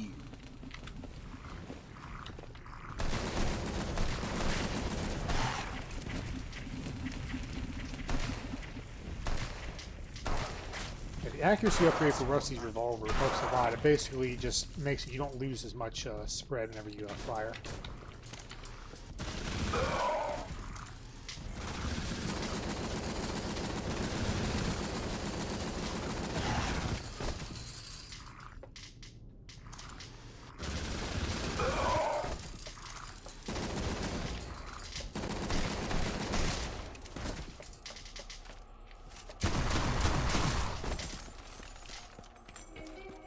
Alright. Overwatch and blue key card again. Okay, I did get the dynamite over here, which I need. So I'll take this as well. So they drop this time.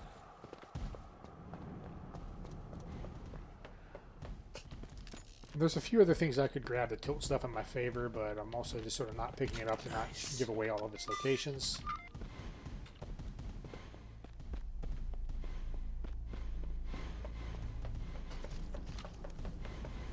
Save here just in case.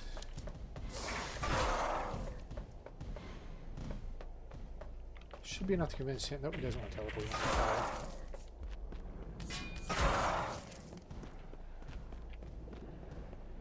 Nothing else in here besides the box and some ammo. Oh yes, you can slide kick by sprinting forward and hitting the melee button. It moves you forward quickly. I think you can also do a little bit of damage to people, and you can get under some narrow gaps with it too. There's actually a time or two you have to do it to progress.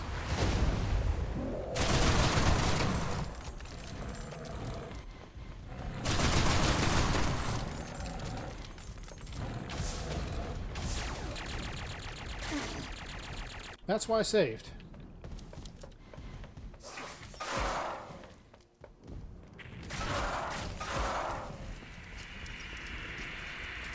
Probably want to actually just keep circling around the big square room down here rather than fight this guy. Since he does use projectiles, distance is my friend. The hallway, I have distance, but I also have nowhere to dodge.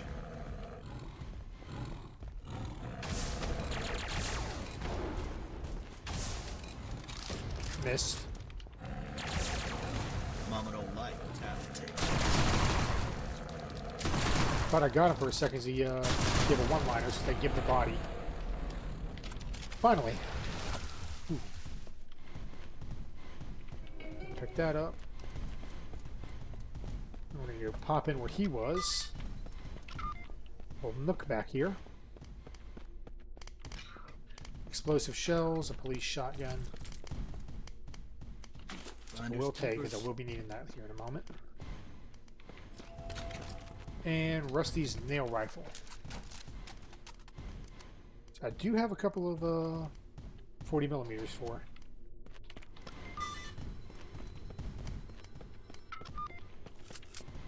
Load this sucker with flechettes. Now I've got all 5 keys, but I've also got that blue key card, so I'm gonna go hit the blue key card door as soon as I find the elevator again. There should be some extra supplies in there to help me out.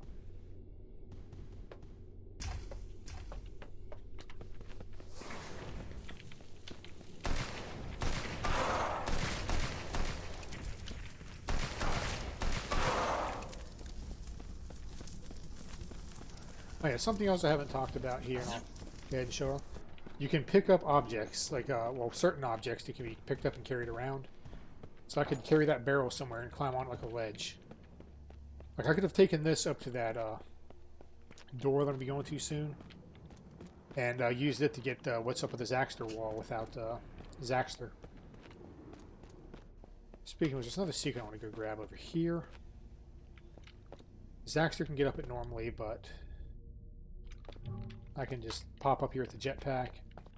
Or I could have carried a barrel over, or I could have jumped off the wall next to it. Stop your grinning and drop your Needs another amulet. Yeah, those come in 4 flavors too. Copper, silver, gold, platinum. And they give better for higher quality. Oh no, wait, I want to go to the blue keycard door first, which is back this way. Specifically, it's up here.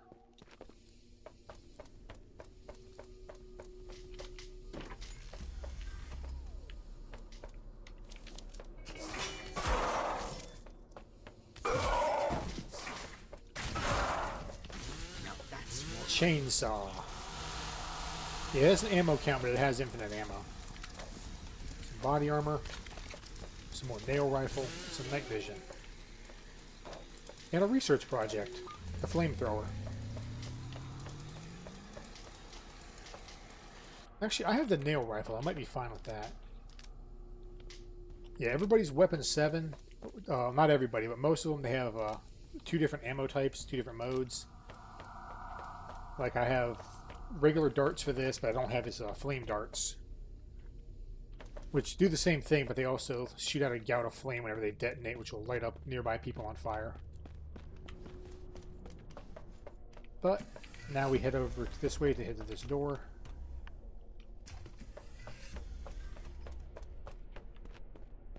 First of all, though, I can zip up here. Not bad. Get some ammo and another amulet. Let's see, I think it might have been, no, it wasn't 40 millimeter grenades. And it's the other side over here. Now that I have all 5 things, I can open up this door. Say hello to the 21st century. The energy rifle, which will actually be useless here.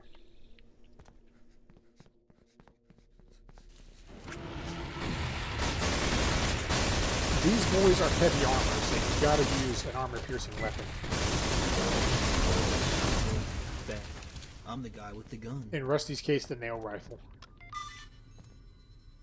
Flechette shells also work if you have a shotgun with those. James's Steer AUG would also work. But I had a briefing update. To overload the reactors, they're going to go into meltdown and render the immediate area fairly unsuitable for life. And our AMC flyer has been destroyed, so we got to go out through the temple, which is that locked door thing that I saw earlier. Hit this. And run. Now I got a timer. There it starts. New enemies appear to slow you down, but I got a chainsaw, so I can just roll through them, except for him. We're just going to ignore him. He'll take too much time to kill. Timer's fairly generous, so I don't have to rush as hard as I am. But if you fail, if your timer runs out, you basically just die, and it's you die.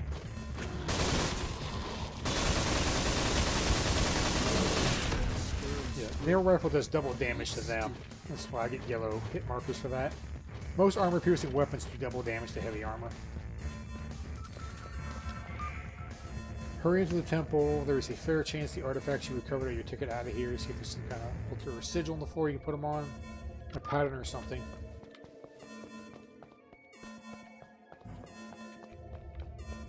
Yeah, basically you're doing a pentagram. Missed one. And it summons this big boy and his two friends. Bastards died just like me.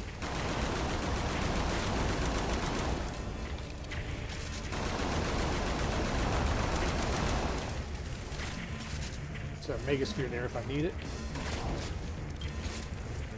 Kinda do. Keep missing my grenades.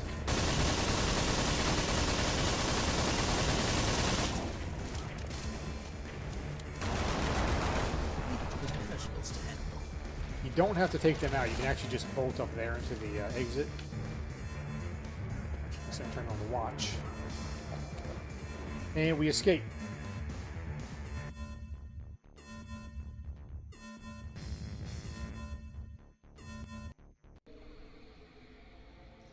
And my weapons have been taken from me here, as well as my health still is what it is, but I think the max health has been reset. Yeah.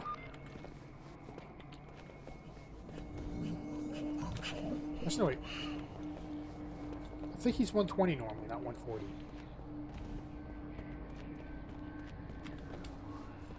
Go ahead and save here just in case I get killed. Should be able to make those jumps. If I can't, then I really don't need to be playing this anymore. Yeah, this level is going to be all temporary weapons. Well, mostly temporary weapons. If you brought a combat knife with you, you will keep that. But anything else you brought with you is gone. And this sword here just fires energy balls. It'll take these dudes out.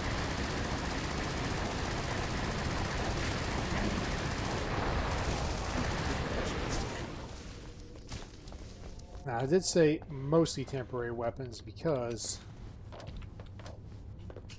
there's a shotgun over here. And an FG-42 over here, which I can use the bayonet to save some ammo. That'll make life a good deal easier for me.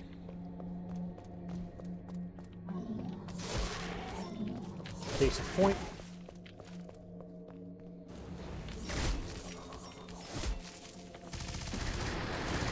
Yeah, bayonet may not be the best choice of weapon against a flying enemy.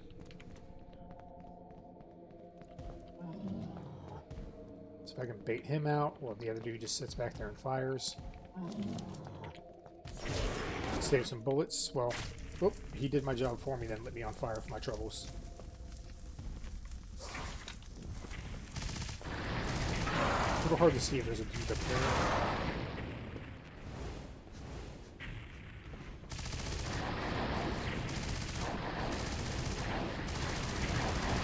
This thing's not terribly accurate. You want to try to get as close as you safely can.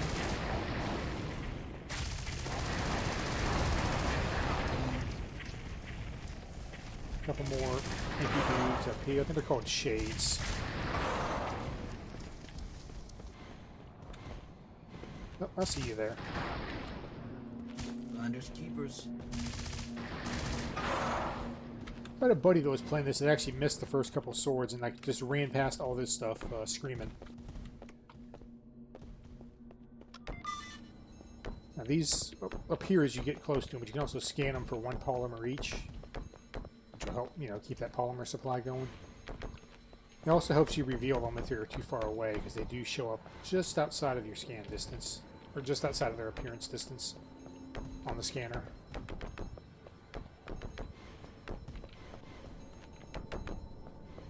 But if you didn't know about that, there's also the candles there to clue you in that you gotta jump. A bit of health.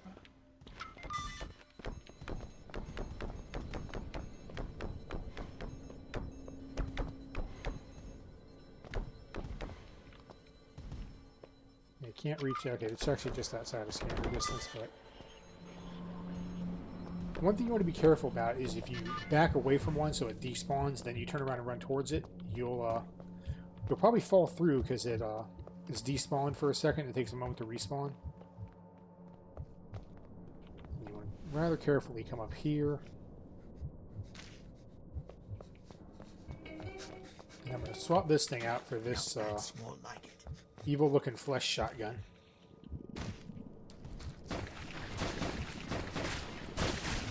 This thing is actually a bit of a very beastly weapon, at least by this point in the game. It's like a high-powered shotgun that works on like everything.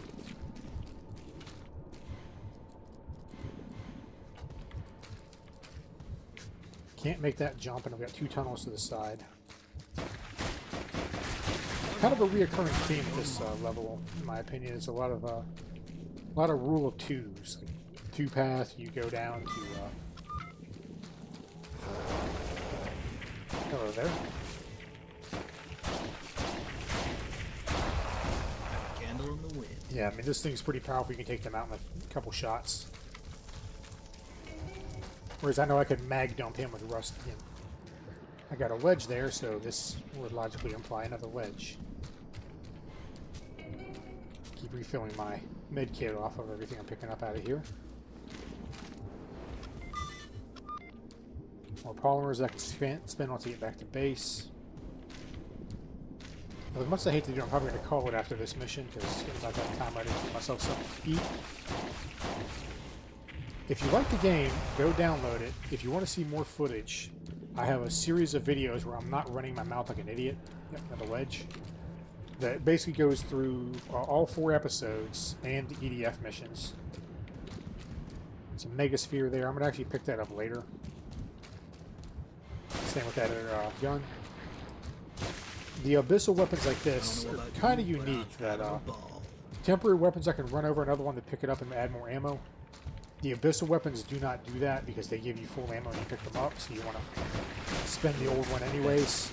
I'm the guy with the gun. And that's why I didn't grab the megasphere yet, as I'm getting my butt handed to me. I want to clear this area out and backtrack and get it.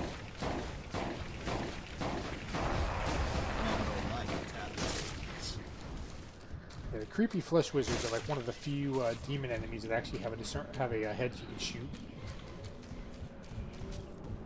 Now with that clear, I'm going to grab the other one, the megasphere. This way I'm mostly full health, and I can pick up the extra stuff as medkit. And a key, which is what I came out here for. Takes me back here. When you do come back here each time, this area here will get a little bit bigger. So, I just got Rusty's plasma rifle. And back over here now. More med kit. Left door, left key, opened up something there. Now let's go right. Across the little spinny ledges of doom.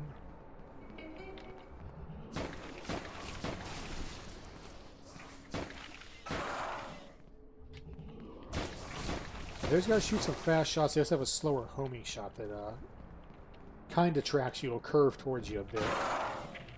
But you can still sidestep it.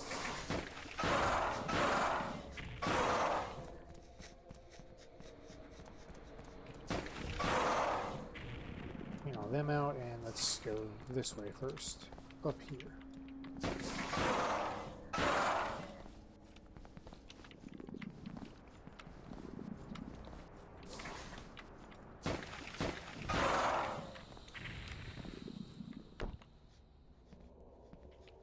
Alright, this revealed itself. If it didn't, I was going to ignore this, just to let people find it on their own.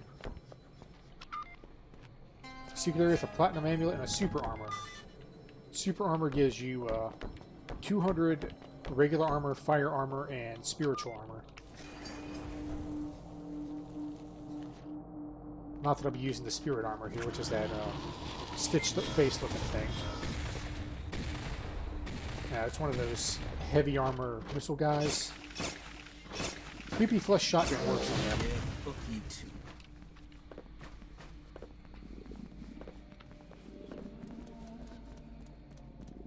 Don't need the fire armor. Stop your grinning and drop your lip. And the last abyssal weapon, the bone skull. Something like that. It's got those little armor piercing markers there, which lets you know that you can use this on heavy armor. And it just basically lobs a spread of bones around that tear through things.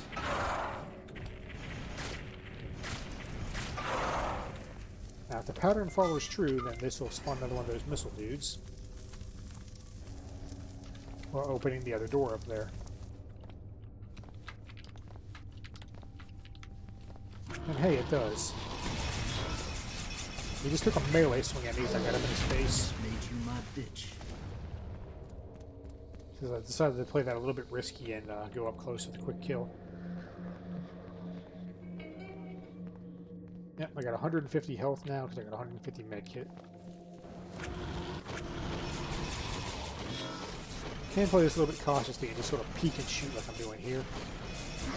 I got a bone to pick with you. See if you catch them at the right angle, they won't even fire. At least those ones won't.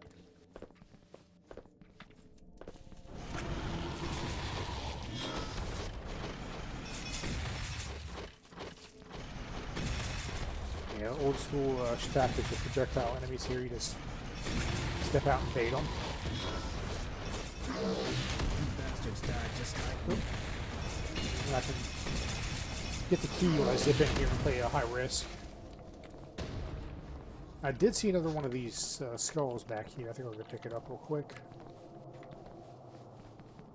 Not bad. They're kind of generous here with the ammo in case your accuracy is lacking and you waste shots.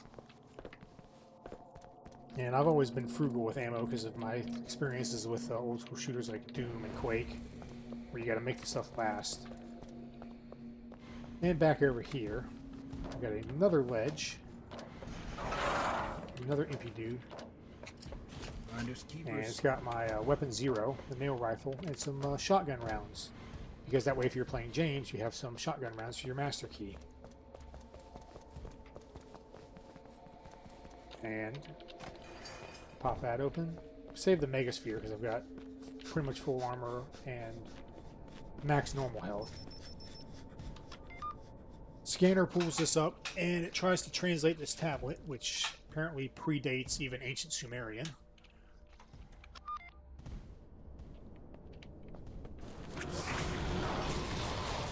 And I was wrong, this is not the last weapon, this is the war cannon. Basically a high-powered rocket launcher. Well, a grenade launcher might be more accurate, but you do have some, a little bit of an arc of the shots at a distance. When you get the missile launcher, because you will fire homing shots with that beam. They're not as bad as like a Revenant or Dooms, but they do track pretty well.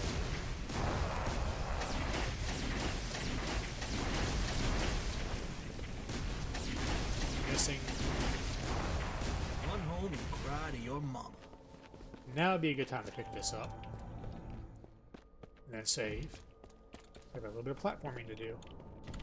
Yeah, the war cannon's a heavy weapon. Also it has an alt fire, you shoot a flame burst. Not overly effective as most demons are resistant to fire. But it doesn't explode in your face, so if you get a demon in your face and this is your only tool, flame burst will at least do some damage as opposed to killing you and him. Now this. Oh. It's a very scary spot because the cannon pushes me back a little bit when I fire it. And I don't have a whole lot of room to maneuver.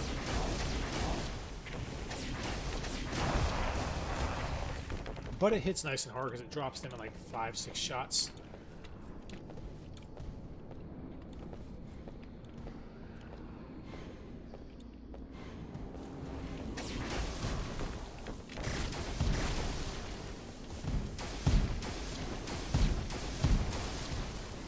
Yeah, they were, the first one was a little bit closer than I like, and I just alt-fire because it's sort of a panic mode there. So I don't have much health. I know I have a med kit, but there's some bonus stuff around here. Go ahead and toss that staff. I'm about to get a new one. Yeah, if you're willing to circle around the temple, you can get a Megasphere, Now this I could charge you use. back up. Yeah, sprinting on those can also be risky if because you can actually outpace the speed at which they spawn. But regular running will not. Say A new hello to war the cannon. 21st century. And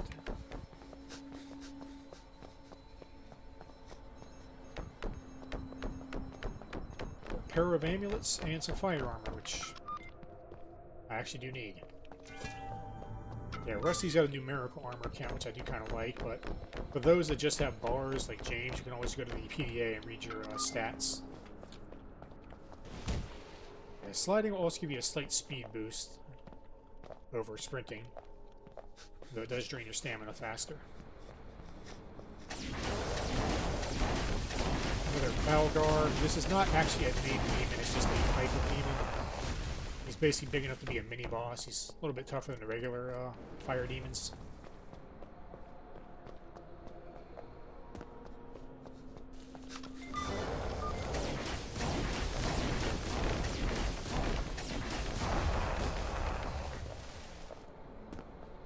And let's just keep moving forward. Oh.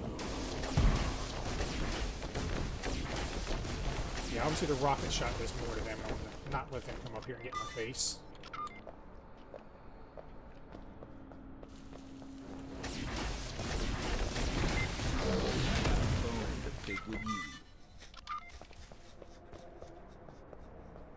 You got some burning stuff off in the distance there of hell. Unfortunately, that right down there will kill you.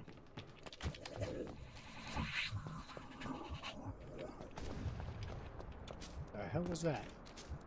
I think that was a homing missile that just slowly looped its way around and tried to hit me and it caught the wall. Absolutely want to save here. I've got a series of platforming to do. These first two are kind of free. So you gotta grab the Megasphere and just move through the fire. And the ledges start spinning faster. I find it best to just sort of jump on the ledge, let it do a full 360 spin, then go. And that's a deal.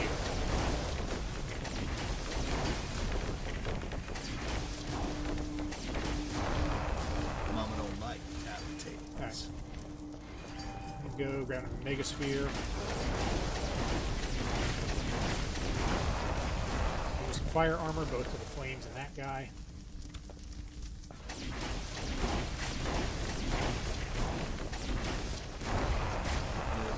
And down they go. I'm the guy with the gun.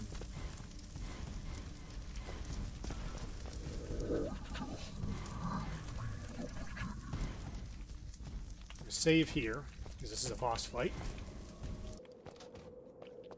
The Abyssal Despot. Basically, he's a super one of those flying knock-echo demon things. Only he fires some big old explosive shots. Very chunky. Now this. Did not want to grab that. Just didn't want to get hit with that.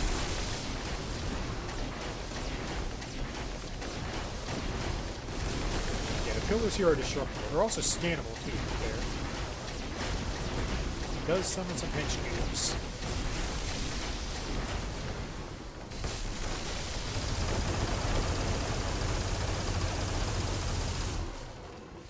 I may as well dump that into him.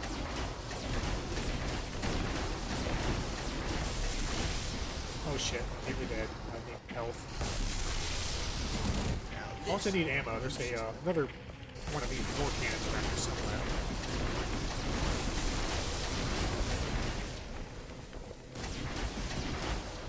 Right there. And he's down. Okay. Ah, let's shoot. take it I'm gonna reload because let's take it from the beginning here.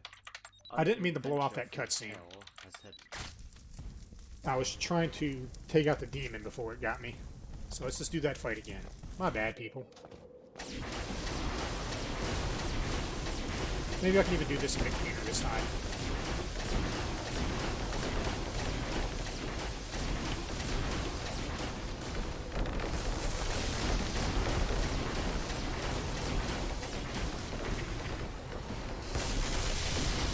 Yeah, he will take out the pillars too. It's cover. Now this Yeah, I think actually using this to take out his minions might work the best. Because then they explode, whenever they die from that, they explode, damaging other people around them, including him.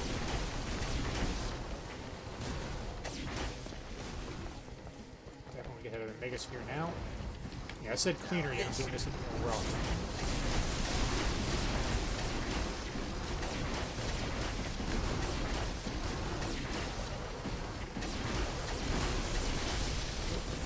See myself there.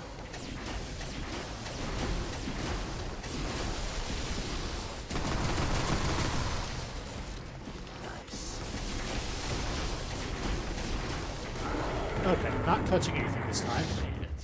Everybody, into the portal.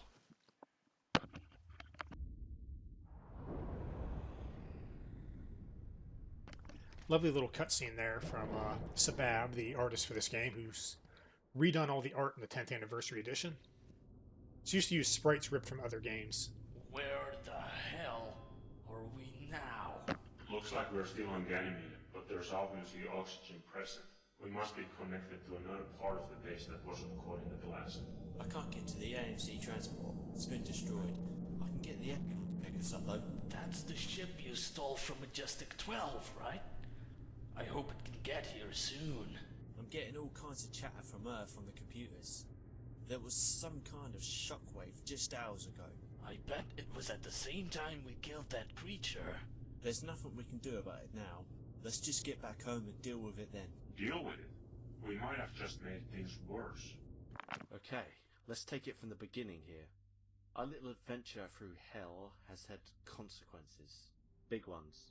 Our killing of that demonic creature unleashed a paranormal shockwave throughout Sol System, hitting Earth the hardest. It's not good. Reports of supernatural activity have spiked across the planet. Ghosts, demons, creepy guys in suits. Holy shit. What used to be minor reports that could be attributed to anything but the paranormal has now become world-spanning news. Confirmed sightings, photos and video footages of these entities have been seen everywhere. The EDF, EAF and just about every other peacekeeping force on the planet are trying to keep the situation under control. We, however, have 3 areas that need our attention. 2 of them are related to this whole mess. 2 towns in rural America. Millhaven, situated near Texas, and the other near Providence, have gone silent. Evidence from local police point to the supernatural being responsible.